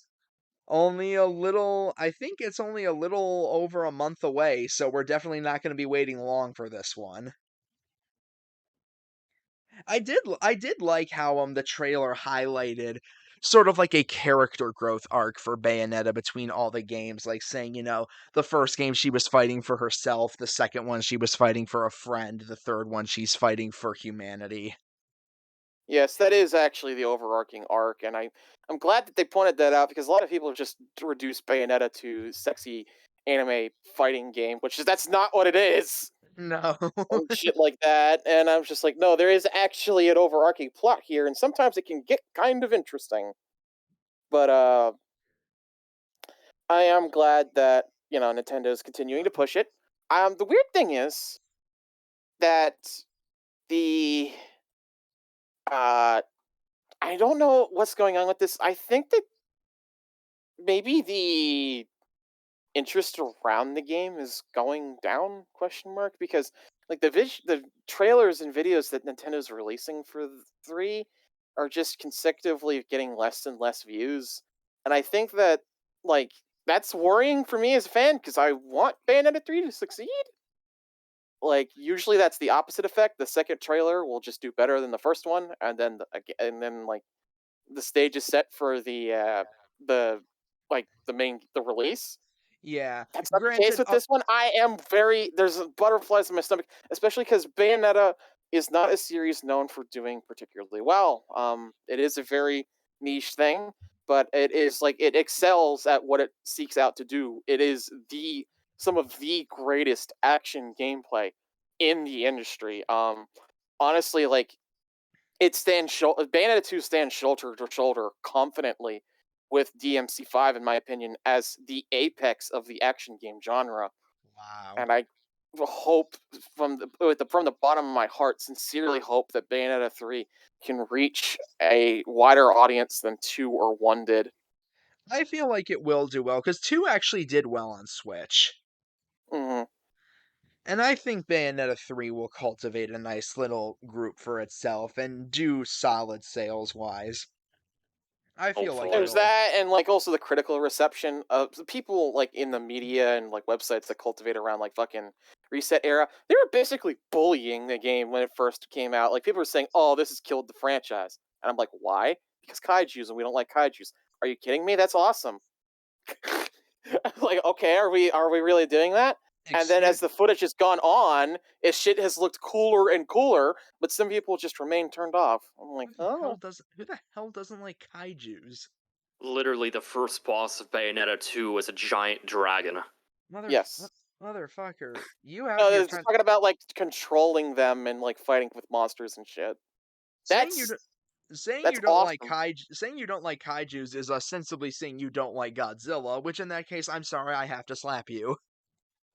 Basically, basically, I want. Uh, anyways, Bayonetta 2 is one of my very favorite games of all time. I've literally played it like beginning to end. It's 8 hours long. I think I've played it beginning to end no less than like 12 times. Oh, It is fucking spectacular. Um, I could go on and on and on and on for hours about everything that I love in Bayonetta 2. So, one of the most hype announcements of all of 2017 for me was when they said, by the way, we're making Bayonetta 3 for Nintendo Switch. And this was, mind you, this is coming after a couple of years of silence. And, like, we heard that Bayonetta 2 did badly. Well, that's partially due to it being a Wii U game, but that's besides the point. And I think her just being in radio Smash. silence. I Go think ahead. her being in Smash Brothers really helped. Right. It was just this radio silence. 3 years. There's the thing, and then 4 years of radio silence. It's back. Okay, then let's go. Sorry, guys, we had to make the game first. Sorry, guys, we had to make the game first. They literally, basically, to my understanding, they like the rumor with that was that they literally announced it like weeks after it was greenlit. Oh my god.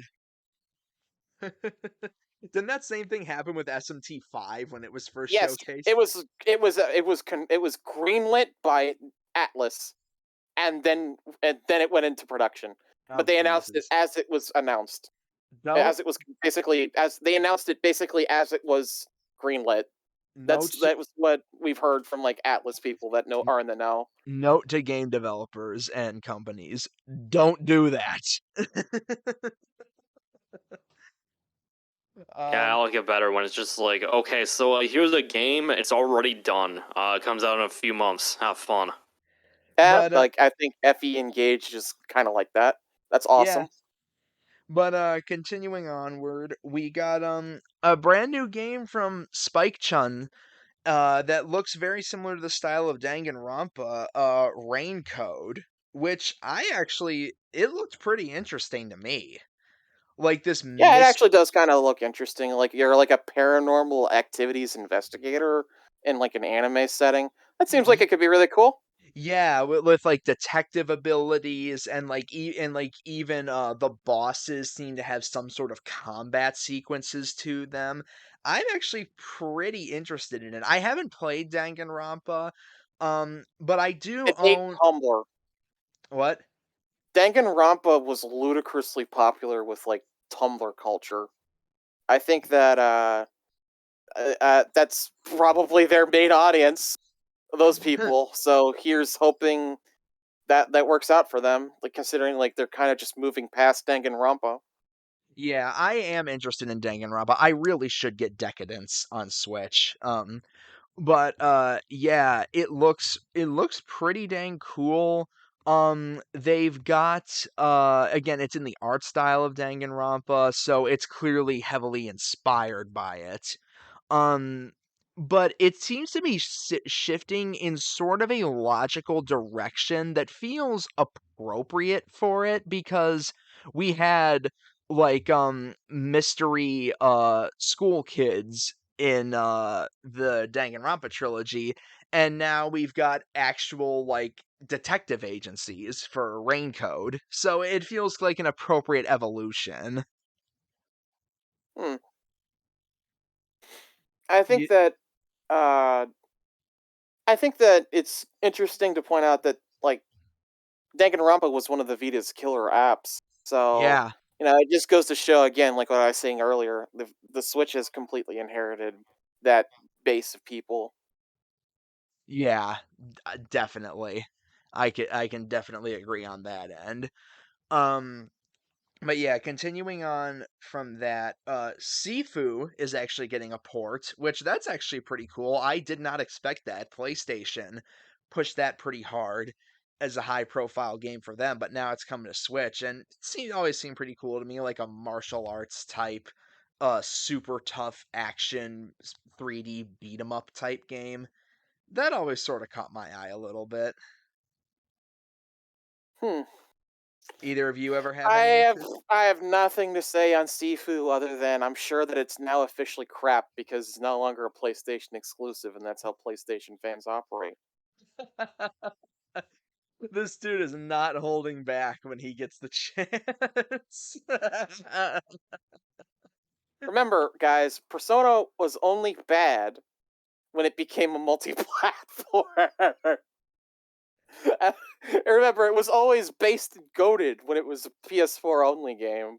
Christ almighty. That's probably gonna spark a few nasty comments. Sorry, No, I doubt those type of people would even get this far into the video anyways. bruh. I I don't heard know. seafood's pretty good. Maybe I'll play it eventually. I don't Yeah. know. Yeah, but I'd say we're getting into the last four things that I think we can get a lot of discussion out of. Saw more of Crisis Core Reunion. That looks real damn good. How is this running on Switch? It's like Yes. ludicrously higher grade visuals as opposed to what it was before, and Ye- that's kind of impressive. Oh, absolutely. I actually think I might get the Switch version of this just to play it portable. Mm-hmm. It would be appropriate given it was originally a PSP game. But yeah, Crisis Core looks real damn good. Got a release date for it now. They said December 13th. So nice to actually have a solidified date on that because it was sort of up in the air for a bit. Um, but yeah, as someone who loved the Final Fantasy VII remake, really, really looking forward to Crisis Core and seeing what it brings to the table as a remaster slash remake because it's the one part of the compilation of Final Fantasy VII people actually kind of enjoy. Yeah, like the rest of the compilation of FF7 is kind of like just a pile of bullshit. I unironically feel like they could make Dirge of Cerberus work if they just remade it as a full standard third person shooter. That's what it fucking should have been. I know, but I'm saying, like, with a remake, they could make it that. Do it, Nomura, you won't. No balls.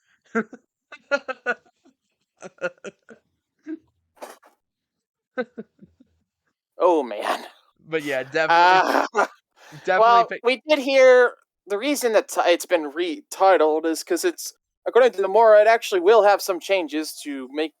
I'm assuming to connect it in some way or another to the remake canon. And if you know Yeah, anything about right. the remake canon, you know that this game, the ending is tremendously different. Yes. But yeah, Reunion looks real damn good. Super excited to give that a shot finally because I've been I'm there interested in. day one, probably. Yeah, same here. I'm definitely picking that up. And then we come to another one of the announcements that was probably one of the hardest I popped off in the whole direct because God, I am so happy that we're getting like re-releases of this series. Tales of Symphonia Remaster. Yes, please and thank you. Namco, you need to port this franchise more often. It's a good thing that they are doing ports of Tales. But this ain't it, Chief. It's based on the PS2 version again.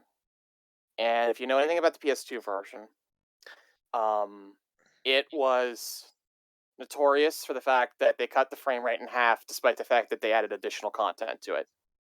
And Oh, for almost 18-ish years now, no one has had the patience to sit down to go into the game and change the code in order to make it work. Because the thing is, No, uh, no, no, no, no, no. The thing is, someone did show on Twitter, if you just brute force Tales of Symphonia it, to, it it fucks with the game logic. yeah, Yeah. it basically becomes yeah. a Gmod video.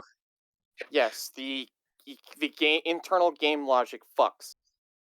So this is just really disappointing. The entire, according to like one of the modders who did do that, you have to, you would have to, it would call for a total rewrite from top to bottom of all of the animations code from top Yeah, to bottom.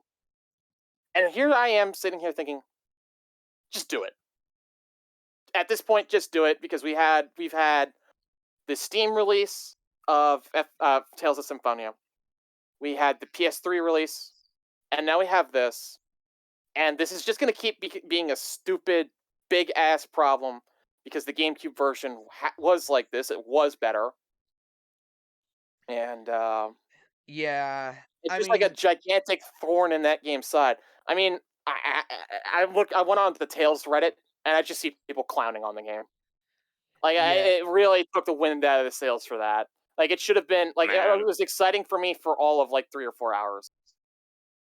yeah. Like, honestly, to me, I'm nowhere near as much of a frame rate snob. I can play 30 FPS games totally fine. So to me, it's like, honestly, whatever. I'm getting to play Tales of Symphonia on Switch, which hell yeah, honestly.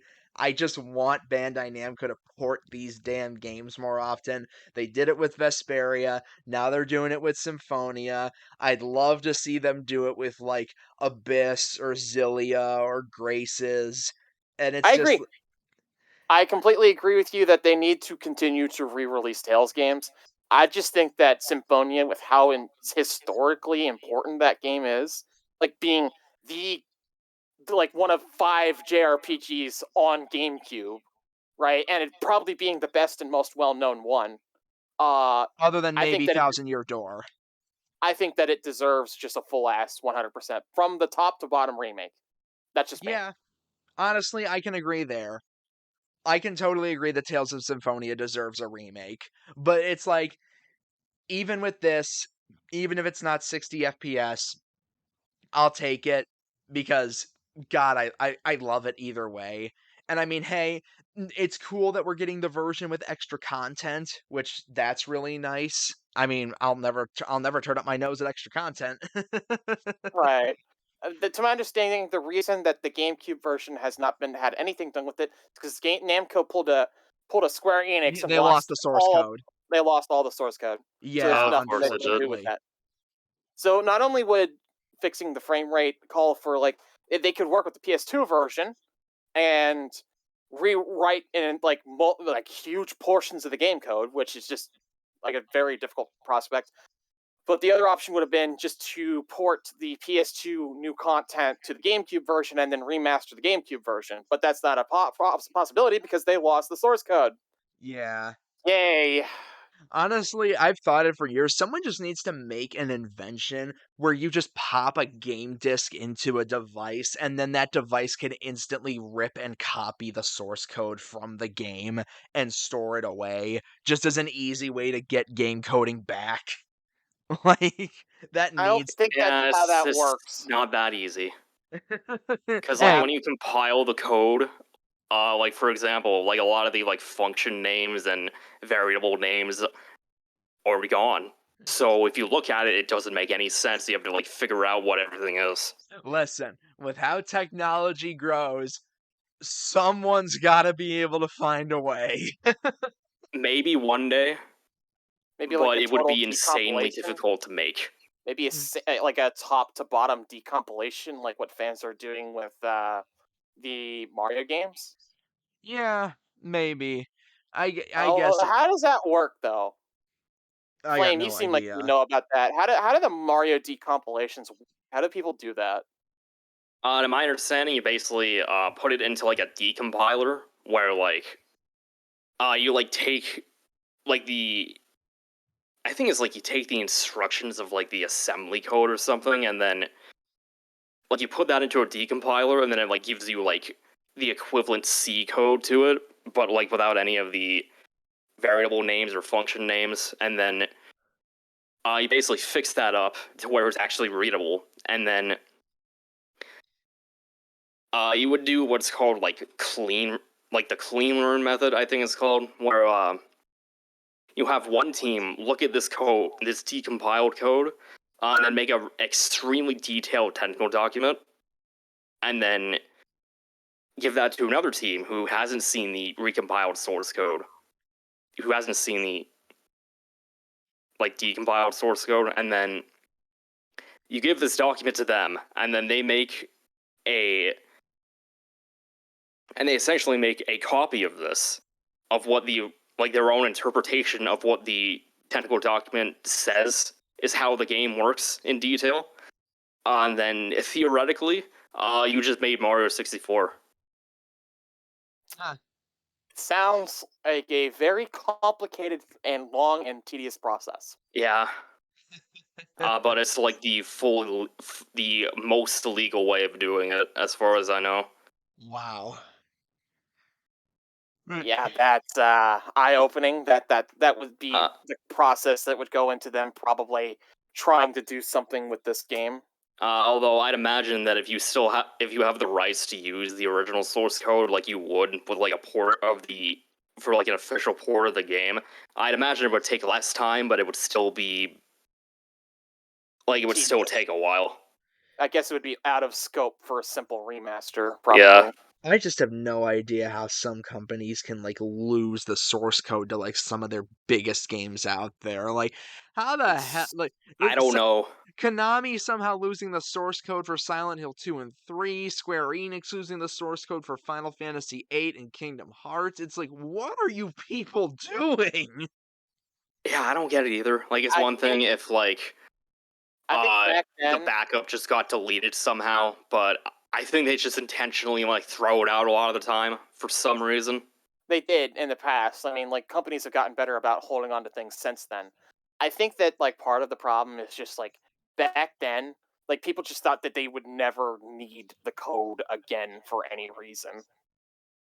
Like they never thought like someone who is making a GameCube game, like they might just sit there and think, "Oh, we're probably like this is product will never be made again because graphics are just better, getting better and better. Who would ever want to play this again?"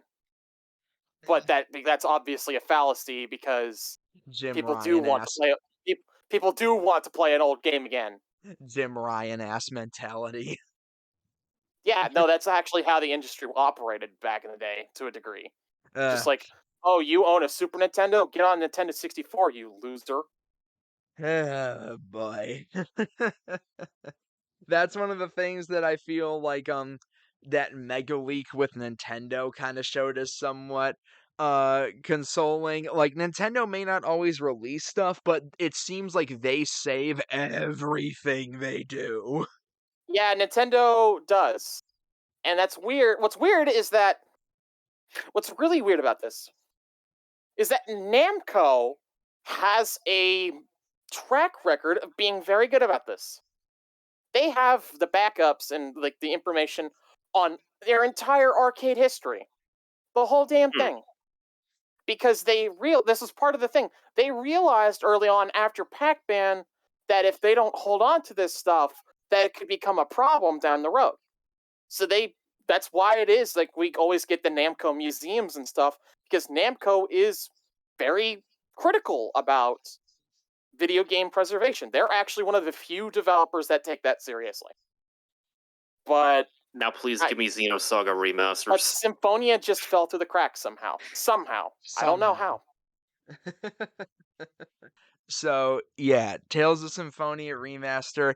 I can understand the slight disappointment with it with the whole frame rate thing, but to me, it's still good enough. It's Tales on modern systems. It's what I want. That's understandable. I'm I'm excited that for people that want it, but I might just go ahead and just like buy the remaster and then play emulation on the Dolphin version and just YouTube the new stuff they added. Uh, all right, but getting on to the last two things here. And so this just came absolutely out of nowhere. Nintendo just going on with a big old sizzle reel like they usually do at the end of the directs. You know, here's a Lego game, here's Disney Speed Racers, cuts back. Hi, here's a remake of Kirby's Return to Dreamland. What? Like, It's Okay, just like I'm sorry, huh? Not okay. that I'm complaining, but what? you know, like even in my reactions, I straight up went, wait, hold on, where did that come from? I'm not saying no, it's one of the best ones. Yeah. Um, who boy. So about that. Um, so I Yeah. guess our playthrough of Return to Dreamland is put on hold, at Yeah. least until we hear whether or not it has online play. Yeah. Honestly, watch it. Watch it won't. I think I've heard some rumblings that it might, which I hope to God it does, because Return to Dreamland Online, oh my god, It yes. better, like it better. That would be batshit stupid if it doesn't. It was kind This of is Nintendo we're understandable. talking about, though. It was kind of understandable that it didn't have that in the original release because We Wii Online was worse than cancer. The seventh generation But was the online play was only just it's starting to I cultivate in the that's the seventh one thing gen. you should do. All right, I love the graphical style. It looks beautiful. Yes. Yes, yes, I love it. But please put it online and Yeah. say that it is online.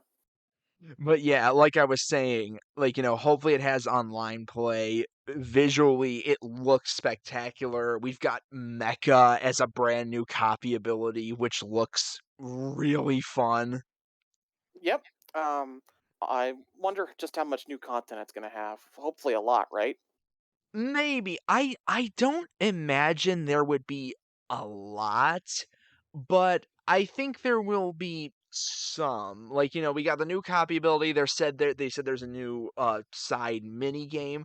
One thing that I'm wondering, and it could just be me over speculating here, if you look at the box art for Return to Dreamland Deluxe, it's based off the Japanese box art, not the North American box art. But Magalore is now prominently put with the other four on this new box art. And I'm wondering, might they make him an unlockable playable character after you beat the campaign? Please. That'd be cool. It would make sense. They have it right there thanks to Star Allies. Although it's definitely gonna be awkward when. Like, does anyone care if I spoil a Kirby game? No, Go ahead. besides, Return to Dreamland's 11 years old.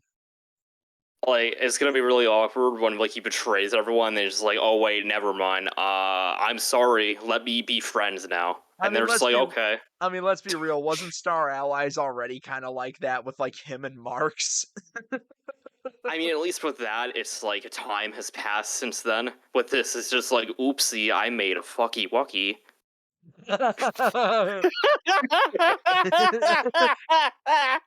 Sorry, boys. Actually, wait a minute. There's something to point out.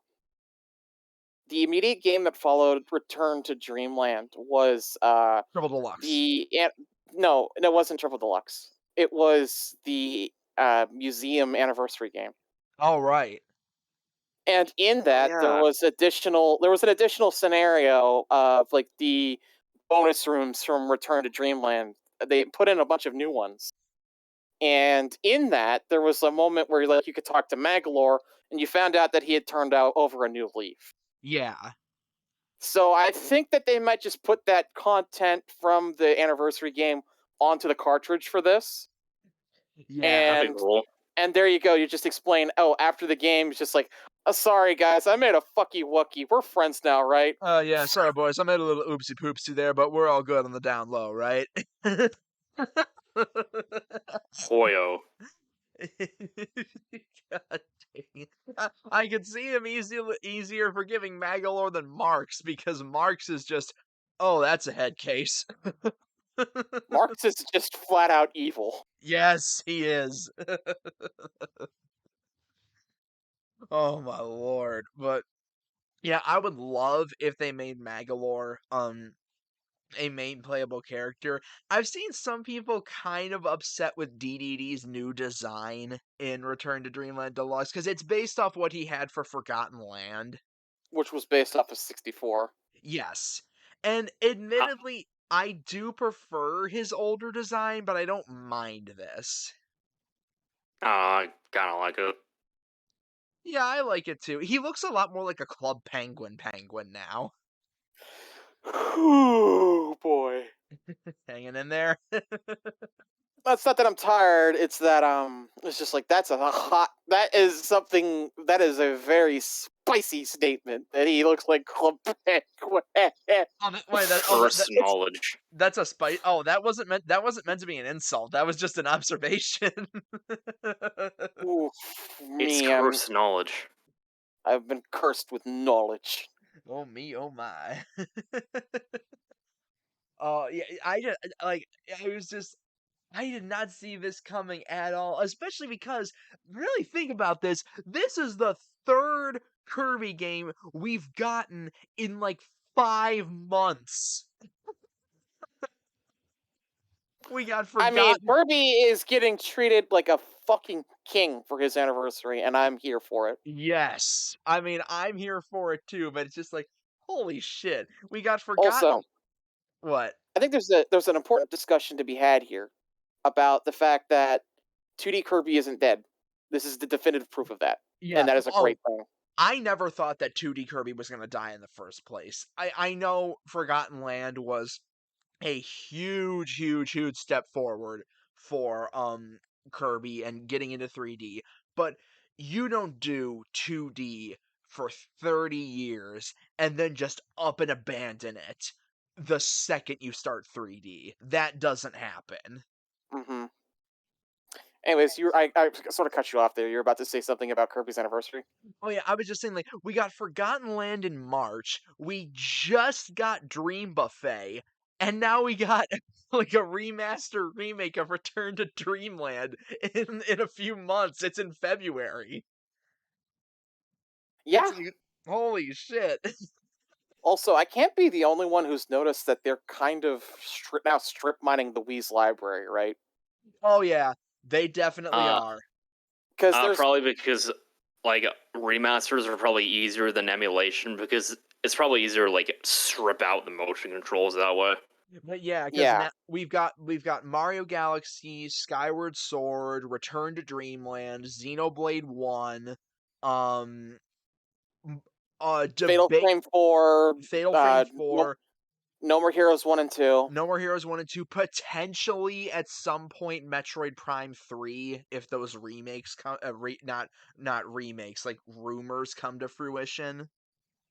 Yeah, they straight up are just strip mining the Wii library. Yeah, which hey, I don't mind. The Wii's got a kick-ass library.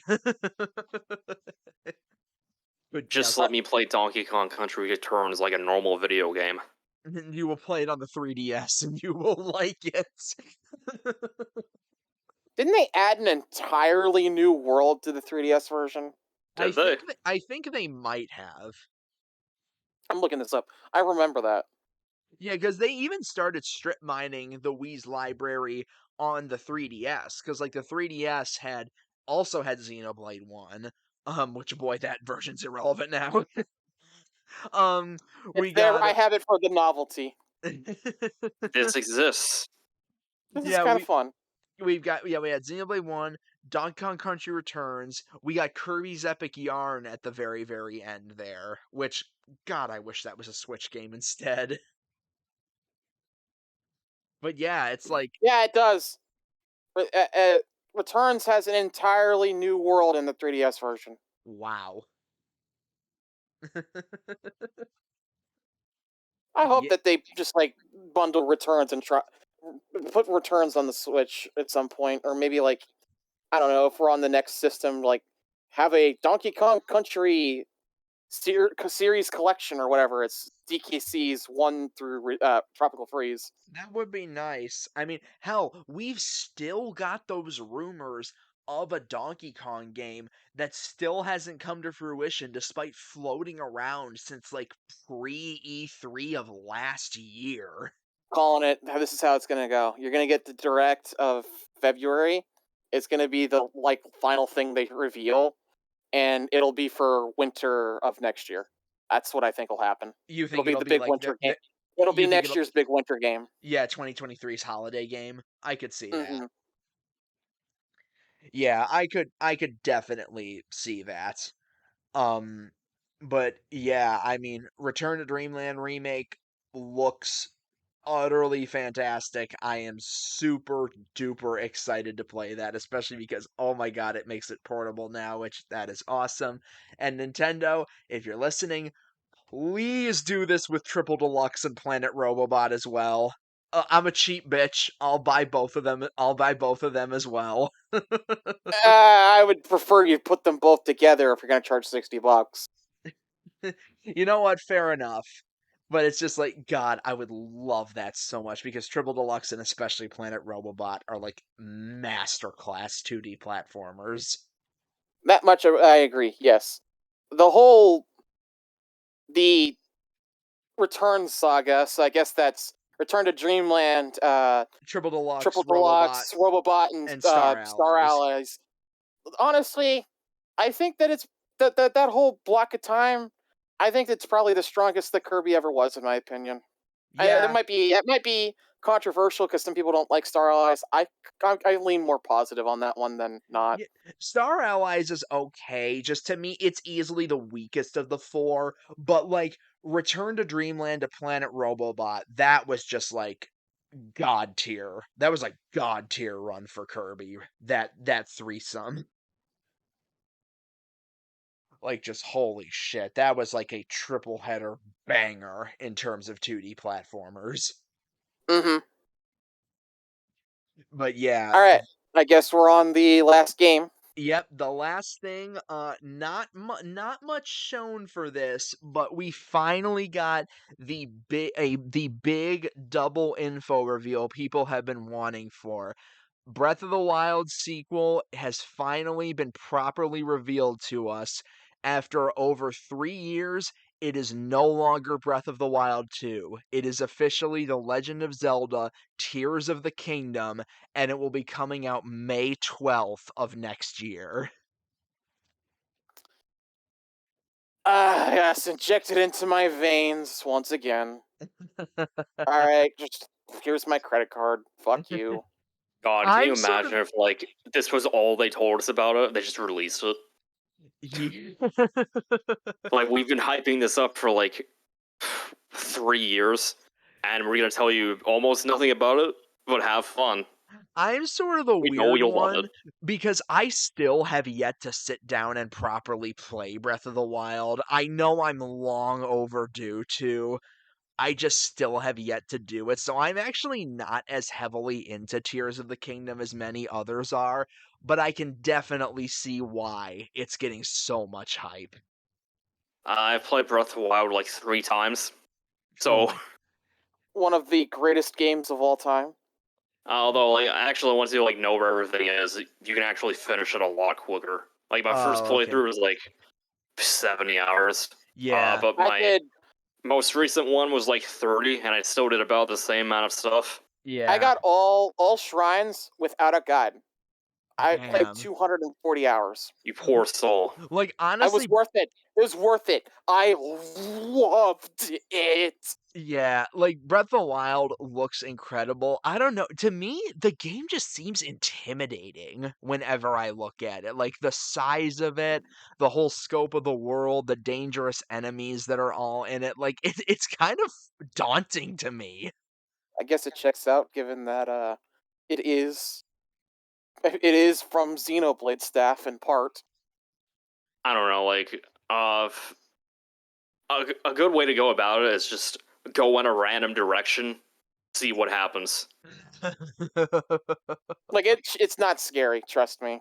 I mean, I guess it does have the Elden Ring thing sometimes where you'll just be exploring in the wild and then Cockslayer 69420, the destroyer of worlds and noobs, shows up and wrecks your shit. Yeah, suddenly a Lionel comes out of nowhere. But that's a rarity. Uh, And also you're and like, usually always able to flee. oh yeah, you can just like fast travel when there's enemies nearby, even. Yeah, Breath of the Wild, I definitely need to sit down and give a proper playthrough to. My reading of how this game was going to play was basically dead on. What I predicted was that it was basically going to be like Minecraft Aether. Basically, like you'd be able to go to the sky and then return to the ground basically seamlessly. Uh, basically, Yeah. you jump off an island and then fall down to the ground and explore the ground, or like take a means up to get to the sky very simply, very fast. Uh, and it seems as though like the way that it's structured is like there's a series of like floating islands and stuff, and there's probably like several big challenges up there. But I'm assuming like the gameplay loop might be it'll be like something like maybe the ground has become so hostile that you have to do shit in the sky to get better equipment and abilities and shit to get stronger so you could go back down there That would effectively make to fight whatever the fuck is down there on the ground. that would You make sense. underestimate my power. Because that actually a lot of people think Skyward Sword was remastered intentionally around this time as sort of like a connective idea for Tears of the Kingdom. Would Because work out, would check because out. think about it, floating islands in the sky. Where does that seem familiar for Zelda? That's the entire base hub world of Skyward Sword. You know, that's um it's interesting how the main design ethos of Breath of the Wild was that it reimagined open world game design by the implementation of the climb mechanics, which in turn allowed for an unparalleled level of verticality that actually mattered from a game design perspective. It then just logically follows that they would take that to its logical extreme with being able to just go from like literally islands in the sky back down to the ground again. Yeah. That checks out. I really love that. Um, as for anything about that beyond that, like obviously we didn't just we only literally saw a little bit of lore and shit. Um, as for my predictions for the plot, Tears of the Kingdom. I think Zelda died. I think she died in the teaser video, trailer video, whatever that we saw, and Pain. that's the thing. Before this new kingdom even began, this new era of Hyrule, it already was snuffed out. There you go, Tears of the Kingdom. I really doubt they have the balls to just kill off Zelda. Yeah, I don't know, dude. Like, I don't know if they would go through with that. Like, especially before the game even properly starts. Yeah, because that just seems like, oh, wow. And we've changed the game. Basically, Link's not in this shit for to save the land or whatever for the plot. He's in that shit because he wants Ganondorf fucking dead. He wants revenge. There you go. There's your plot hook. That would be way cooler than whatever BS it probably is. Remember what I said about Link being Nintendo's equivalent of Kratos? This might be it, if your theory holds water. It probably doesn't, but I want it to because yes, inject that fucking early 2000s edge directly into my veins. Why not? Now I I'm mean, just oh, go ahead. we already went through Zelda's edgelord phase with Twilight Princess. Why not bring it back? Sure. Now I'm just imagining, like, remember in like that boss in Stranger of Paradise where when you fought Garland, Jack literally just grabbed him by the face and just punched him across the room. I'm just imagining that with Link and Ganondorf in this game. And as for the title, if my idea there is correct, Tears of the Kingdom, it's because Zelda fucking died. Well, there you go. That's why it's plot important. Why Aonuma said they couldn't quite say it immediately Man, because it the gives away the queen game. dies. Yeah, the queen. And that's also why they couldn't announce the fucking direct. Oof, that timing. I mean, at least they kept the US one up. It could have been worse. I mean, everybody in the Yeah, UK probably just watched the USA direct, Yeah. right? yeah, it's just like that's almost as bad timing as Lord of the Rings The Two Towers coming out only a year after 9/11. Oh, Oh boy.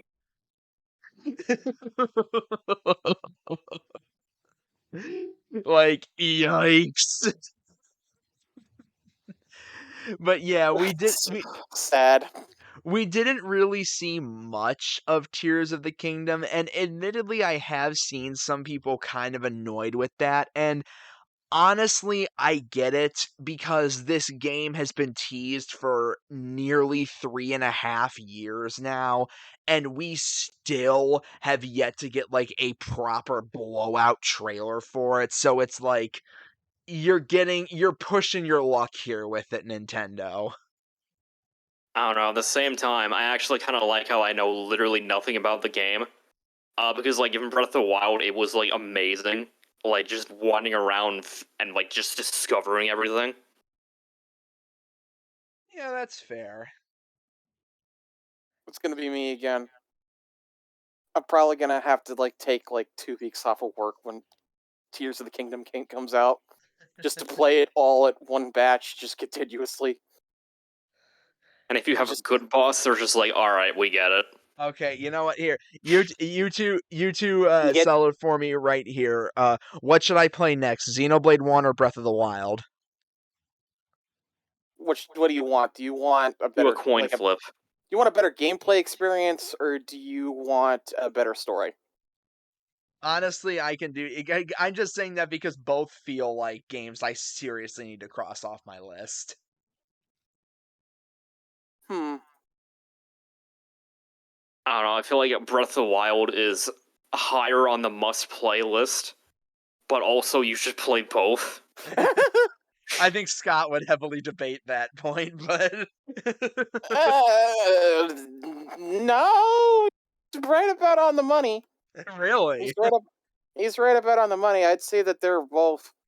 I mean, they're both ridiculously good, both worth playing. yeah, I don't. Yeah, I've put off Breath of the Wild for way too long. I mean, I definitely have time to beat it before Tears of the Kingdom comes out. So it's like, who knows? Like, maybe with my job, I'll find time after work to beat it eventually, because it is a longer game. And I know if I'm Mhm. playing it, I'm gonna have a map with me. Oh no, that was one of the No, most fun things about Breath of the Wild was that like I never ever used a map for just about anything. the best On part about Breath of the Wild is that you know how they're like how the open world games. There's like a bajillion like waypoints and stuff. They literally Yes. just took out all of them. like just about all of them. Just Like you like just have just you find everything yourself. It's way more fun that way.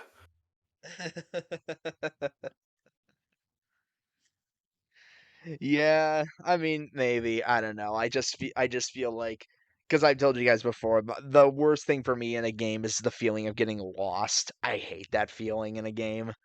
So it's like I almost feel like I would want a map.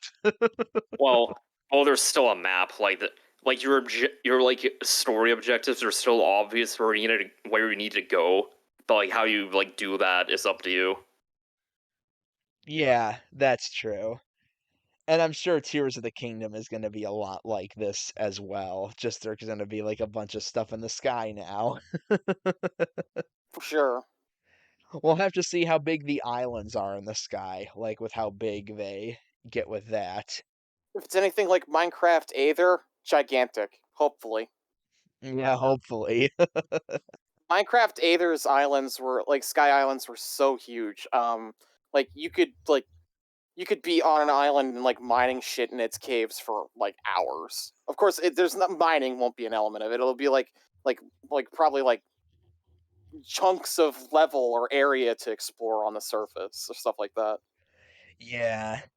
Or you know what I could imagine could happen? Like, isn't there a thing in Breath of the Wild where it's like sometimes like it's something like Terraria, I know, like a blood moon can happen where like a shit ton of enemies spawn or something like that? That is a It makes all the enemies in the game respawn basically. everything you killed. Why does it do that? Because it's impossible to keep all of that shit in RAM, and the Switch is limited resources forever. So they literally just use the Blood Moon as a way to to to clean out RAM. Okay, so does the game have like an internal trigger for like when you kill a certain amount of enemies, one will happen? I think it's actually like that. Yeah. Oh I my think god. I don't know. It feels random though, which is why that one shrine that requires you to like stand on top of it during a blood moon is complete bullshit. Oh, That was like I think it was one of the only two shrines I needed to look to figure out. oh, that sounds stupid as hell. It was basically you just have to stand on top of a spot forever, and eventually you get shit. Well, what I was gonna say was, I could imagine one thing they could do is like have a blood moon, but instead of just having all the enemies respawn, it's like have a absolute crap load of like ultra powerful enemies spawn across the entire world, making like the land super dangerous to travel on. So you can either flee up to the sky or you can fight on the ground to get a ton of good pickups. Yeah, that would be cool. Um, I guess I could loop back around to one of my predictions, which is that I think that this game launches with the next Switch model. Mm, It doesn't look like it's too good for Switch, but also I well, personally just don't think a mainline Zelda game launches without a new Nintendo console. hold on.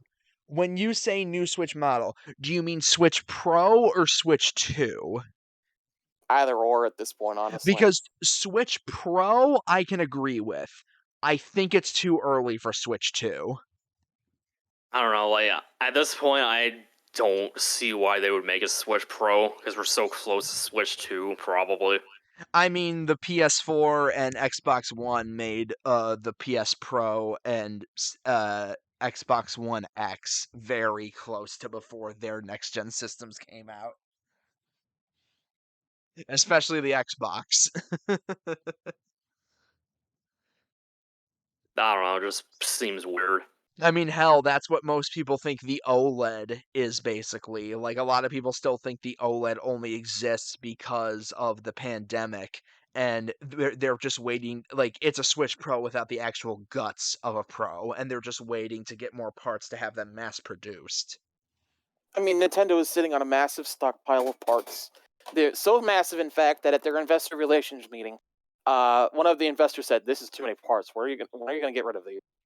And they said we're just sitting on it. We're waiting for the appropriate time to do so. I.e., we're currently producing something new. Yeah. Yeah, like, yeah, I don't know about the Switch 2, but I agree 100% on regards to the Switch Pro. I could totally see a Switch Pro coming out the same day as Tears of the Kingdom, especially like an obvious console bundle they could do with it. Yeah, although I don't think they would do a console bundle because they know people would spend $200 on the collector's edition, like I did. That was a Porsche one Yeah, in addition to the console. that is true, especially considering they bafflingly didn't do a console bundle for the OLED with Metroid Dread, despite those coming out the same day. Like, Yeah, like, seriously, that was so obvious. Why the heck didn't they do that?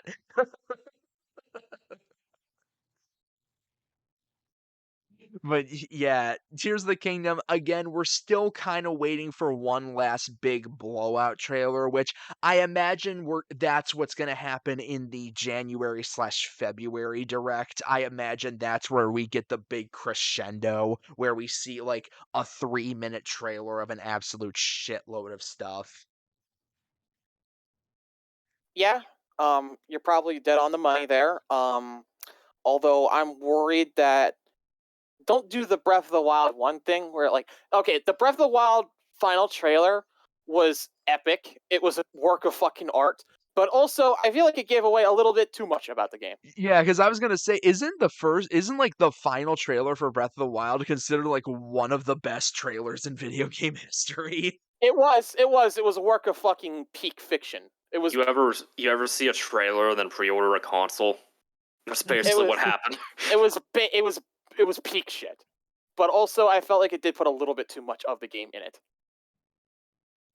The final Tears of the Kingdom trailer, I'm assuming they've got a tough act to follow with that, especially if they follow what I'm saying was that you got to keep some of that lore stuff under wraps. I want to know next to nothing going into this. Yeah.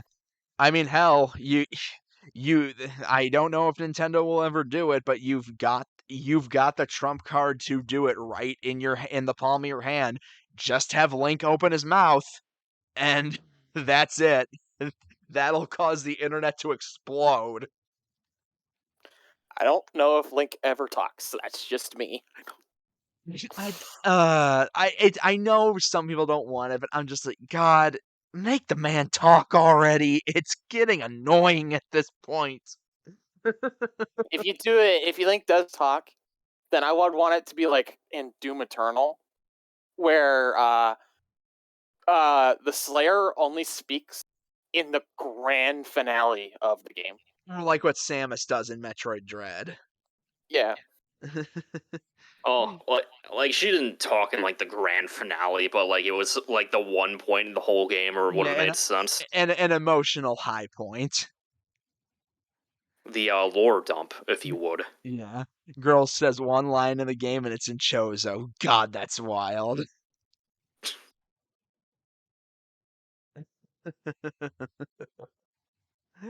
Yep.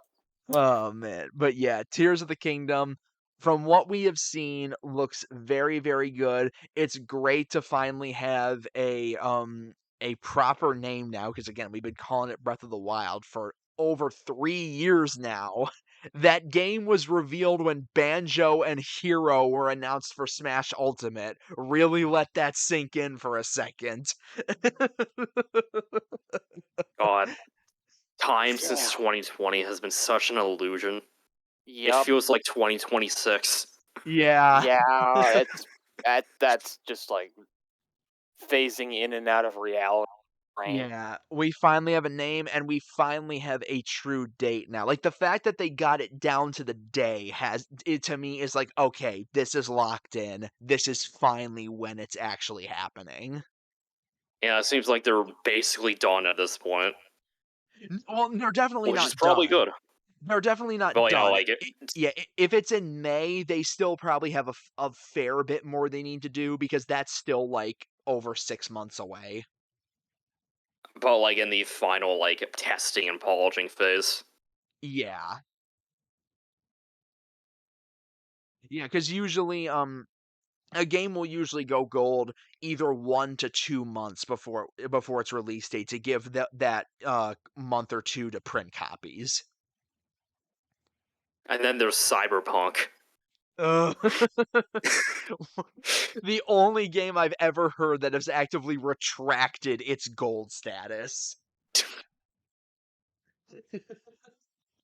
The game Oh is man. finished. Also, we're delaying it another week. Yeah, but I guess to close out here, we gave our general thoughts, but I think it might be good for us to address the elephant in the room about the whole thing with these directs, and that is the rumors going into it about Wind Waker, Twilight Princess, and Metroid Prime remasters, and none of them coming to fruition. Weird thing is with Metroid Prime is um, like to my understanding, very very trustworthy people have heard it, have seen that it's seen screenshots of it. They know definitively that it exists. It's just that Nintendo swerves, like they tend to.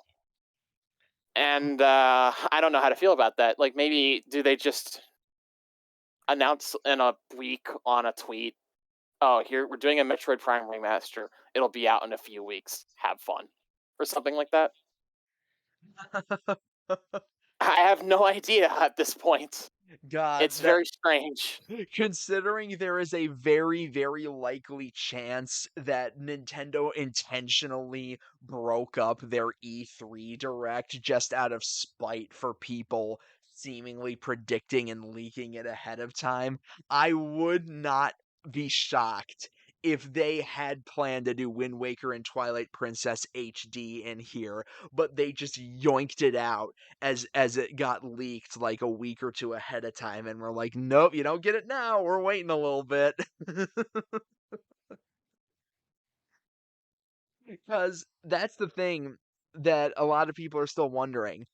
The Switch has had something primary Zelda related every single year of its life, except this year. There has still been nothing Zelda this year.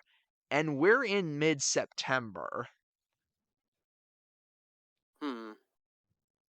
Because it feels like Wind Waker and Twilight Princess HD ports are the obvious thing to fill that hole. Because obviously Tears of the Kingdom was supposed to be what was this year, but that didn't end up coming to fruition. So it's like, I don't know, maybe there is still a I guess do you think there even is a chance period that it could still happen for I this mean, it year? could. Yeah, I guess it could. It would just seem so last minute is the only thing. I on the topic of Zelda, I just don't see a scenario in which Nintendo goes a whole year without releasing something Zelda.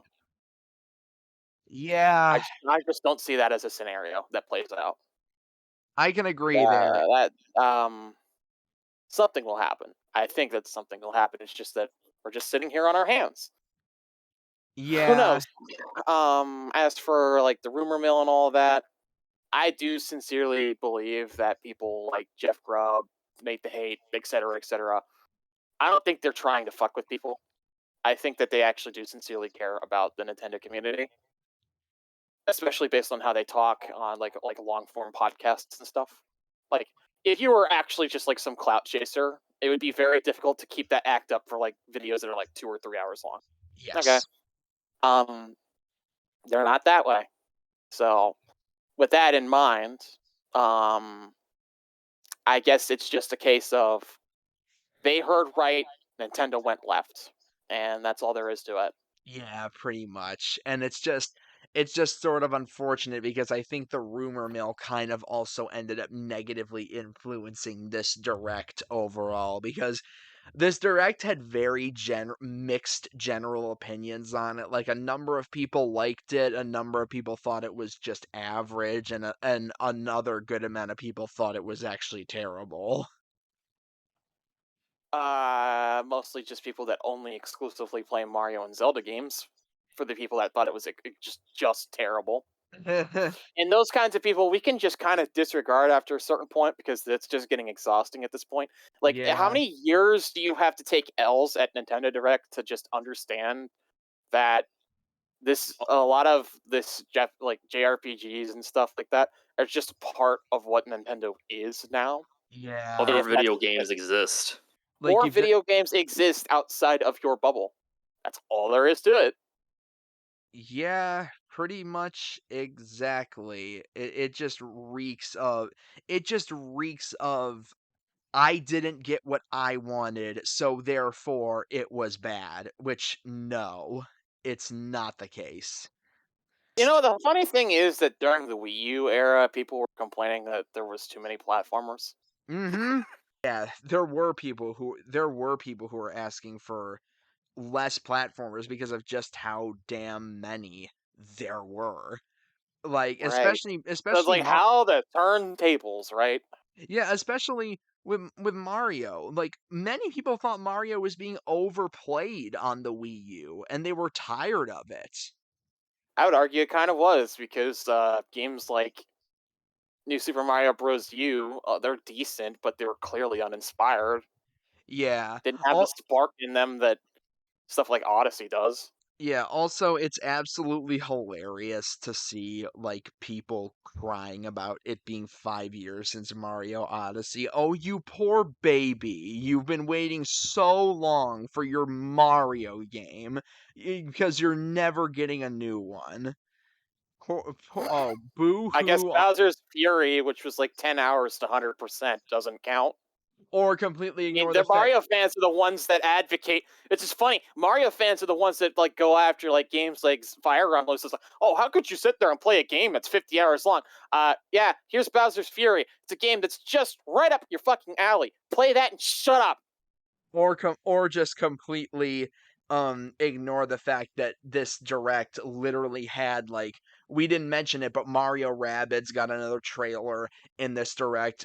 Mario Strikers, Mario Kart, Miyamoto mentioned the Mario movie. It's like, come Are on, we? Are we people. at this point? Are we really at this point where we're just like? I think that Nintendo fans really need to learn the lesson. Just because Intelligent Systems makes a Fire Emblem game, the Fire Emblem team makes a Fire Emblem game, does not mean that that came at the cost of your fucking Donkey Kong game. You Exactly. would not tell Intelligent Systems, a team composed of staff that makes strategy games, to make a goddamn 2D platformer. They don't know the first thing about that. It's baffling. Yeah. Baffling is that Yeah. response that I have. Yeah. And And if again, your like complaint is that it's not often enough, yeah, that's a legitimate complaint. Nintendo does not prioritize or like segment its development structure in a way to facilitate faster sequels. That is a legitimate complaint. But don't take that out on developers within Nintendo's fold that have their shit sorted. That's all there is to that. I would love for Donkey Kong devs to have a consistent team that has their shit sorted, that could get a game out every couple of years. I would be there for that in a heartbeat. I love Donkey Kong. I love Mario. But that's not the route that they chose to go because, in some regards, they probably realized that the reason that Mario was seen in a poor light over the course of the 7th and 8th generations was on account of the fact that they were getting games out every year, every other year. And the quality of those games began to suffer on account of that fact. Mm-hmm. And Nintendo does not want to go back to that. Mario is their most important IP. Mario Odyssey's proper 3D major follow up will have godlike production values and Yes. ridiculous amounts of polish. We don't Yes. need told that to understand that. Yeah. But then you still got the idiots who are like, Nintendo used to mean this, which was like platformers and like quirky like animal buddy games, but then oh now it means this and it's like all anime No, and that shit. wasn't. That was never the case. That was never the case. I know, Because the I thing know, is, I know it yeah, wasn't. They don't. They're the stupid idiots. just because like Square Enix, Konami, and Capcom jumped ship from N64 to PS1 does not mean that that stuff was never part of Nintendo's identity. It never was completely gone. You got the Shin Megami Tensei games on the original Game Boy, the Dragon Quest games on the original Game Boy, the Pokemon games. Ever heard of Pokemon? Right on there. Oh, but Pokemon is different apparently. Right. All of that. You have all of that on the original Game Boy, and that shit continued into the GBA. You get into the introduction of IPs such as Golden Sun. You've got the mainline Final Fantasy games getting ports onto GBA, such as FF6 Advance. You had Mother 3. Go to 3DS, 3DS. What do you see? It's the same shit. It's the same story, right? But nah, we could just pretend that doesn't exist. The handhelds are somehow lesser experiences. Well, no, these games had always existed. They'd always had an audience. They'd always been prevalent. It's just that you were able to choose to ignore it because it wasn't the big console games. Yep. And now here we are. We all live together under the same roof with Nintendo Switch. And rather than just like saying, okay, that's not for me, okay, have fun with that, you have this contingent of people that will just go out of their way to start shit where it's not necessary. Like, Intelligent Systems is going to make the next Fire Emblem game with or without your input. That's all there is to it. Just like Mario staff, they're making One Up Studios making the next Mario game with or without your input. So there's no reason to start like shitstorms on controversy out of nowhere. It's just ridiculous. And I think that there's a group of people that were like raised up by like Nintendo YouTubers this generation that just haven't grown up. Really, I think a lot of people just need to grow the f up. Watch John Cartwright's videos on Nintendo's development structure, for fuck's sake. It'll illuminate you tremendously. Yes. Well, I think we've made our point pretty clear about the whole thing, because I'd say we all liked this direct pretty strong. I would Yeah. probably give it like a 7.5 or so. I do agree with the pacing issues that people cited. That's all there is to that. But I don't understand how a direct that had, even if you're not into Fire Emblem, I don't understand how a game that has a direct that had a new mainline Fire Emblem game, Pikmin 4, and a release date for Breath of the Wild's follow up could be considered universally terrible or something. That And reeks of entitlement. and And Octopath 2. Octopath 2 and Even Return if to Dream. Dreamland Remake, yeah. Yeah, like, those are 5 very big announcements, and even if you despise 2 of the above, like, how is that a bad direct? How is that an inherently awful, terrible series of announcements? Honestly, to me, it sounds like some of these people will probably benefit from just sitting down and saying, "I'm not going to watch a direct anymore. I'm not going to watch this bundled presentation format." Because what does Nintendo do after a direct, anyways? They upload all the trailers onto YouTube separately from the direct. If you do not like the bundled presentation format, just sit there and wait for the trailers to drop and watch what you want to watch. It's that simple. That's what some of my friends do. Some people, it's just like, hey, I don't really like all the games that they put into directs, so I'm just going to wait for the direct to be over and I'll just watch the trailers that I care about. That works. Yep. Some people just don't get that. They just want to have their hype culture and their like hype train build up over and over and over again. only for it to always come crashing down because Nintendo, believe it or not, has partnerships and contracts and whatnot that they have to fill and work with and collaborate with. Otherwise, we're going to return to a situation like the Wii U, where no one in the entire development community gives a shit about them for good reason. And Nintendo's never going to willingly return to that. Of course, they're going to show off games from their partners. Could they pace them better? Sure. Should some of these probably have been on social media or whatever? I'll give you that, absolutely. But it's a lot of this stuff I'm seeing from the Nintendo community. It's whiny. It reeks of just like a kid that doesn't get their damn toy. Yeah. And that's all there is to me. That's all. That's my soapbox. Oh, I totally agree. But yeah, I mean, sorry, Flame, you've been kind of quiet here for a while. I'm sorry if you didn't get a chance to talk. I don't know. Like honestly, you guys are basically saying everything I was thinking.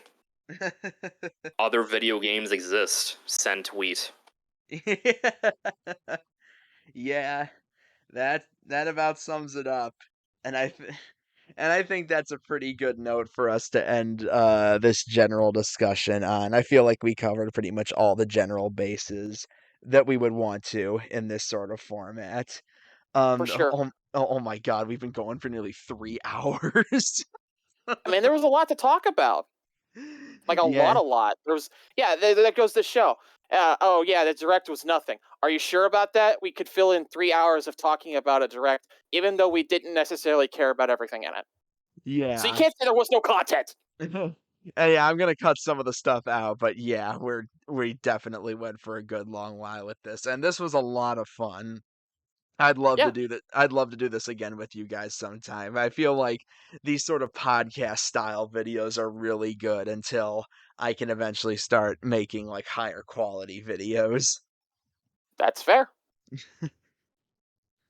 But yeah, so thank you guys all so much for watching. I'm gonna link Scott and Flame's respective Twitters and their Twitches, I assume is what you guys would like to get Sure. YouTube. attention towards. YouTube for him, Twitch for me. Okay. Yeah, I'll link their Twitters, Flames YouTube, and Scott's Twitch down in the description below. Be sure to check these guys out. They're great friends of mine, and it's always awesome having them on here. Thank you guys once again for coming on. It's always a pleasure. And whether it be in a review or another discussion video, I'm definitely having you guys on again. I know Scott, you and I mentioned potentially doing a live discussion review at some point in the near future. I mean, I'm getting close to the end now. I'm in chapter 8, and I'm having fun. I I will mean, it play it at wasn't. It's some not point. perfect. It's not perfect, but I think it's a pretty great game, all things considered.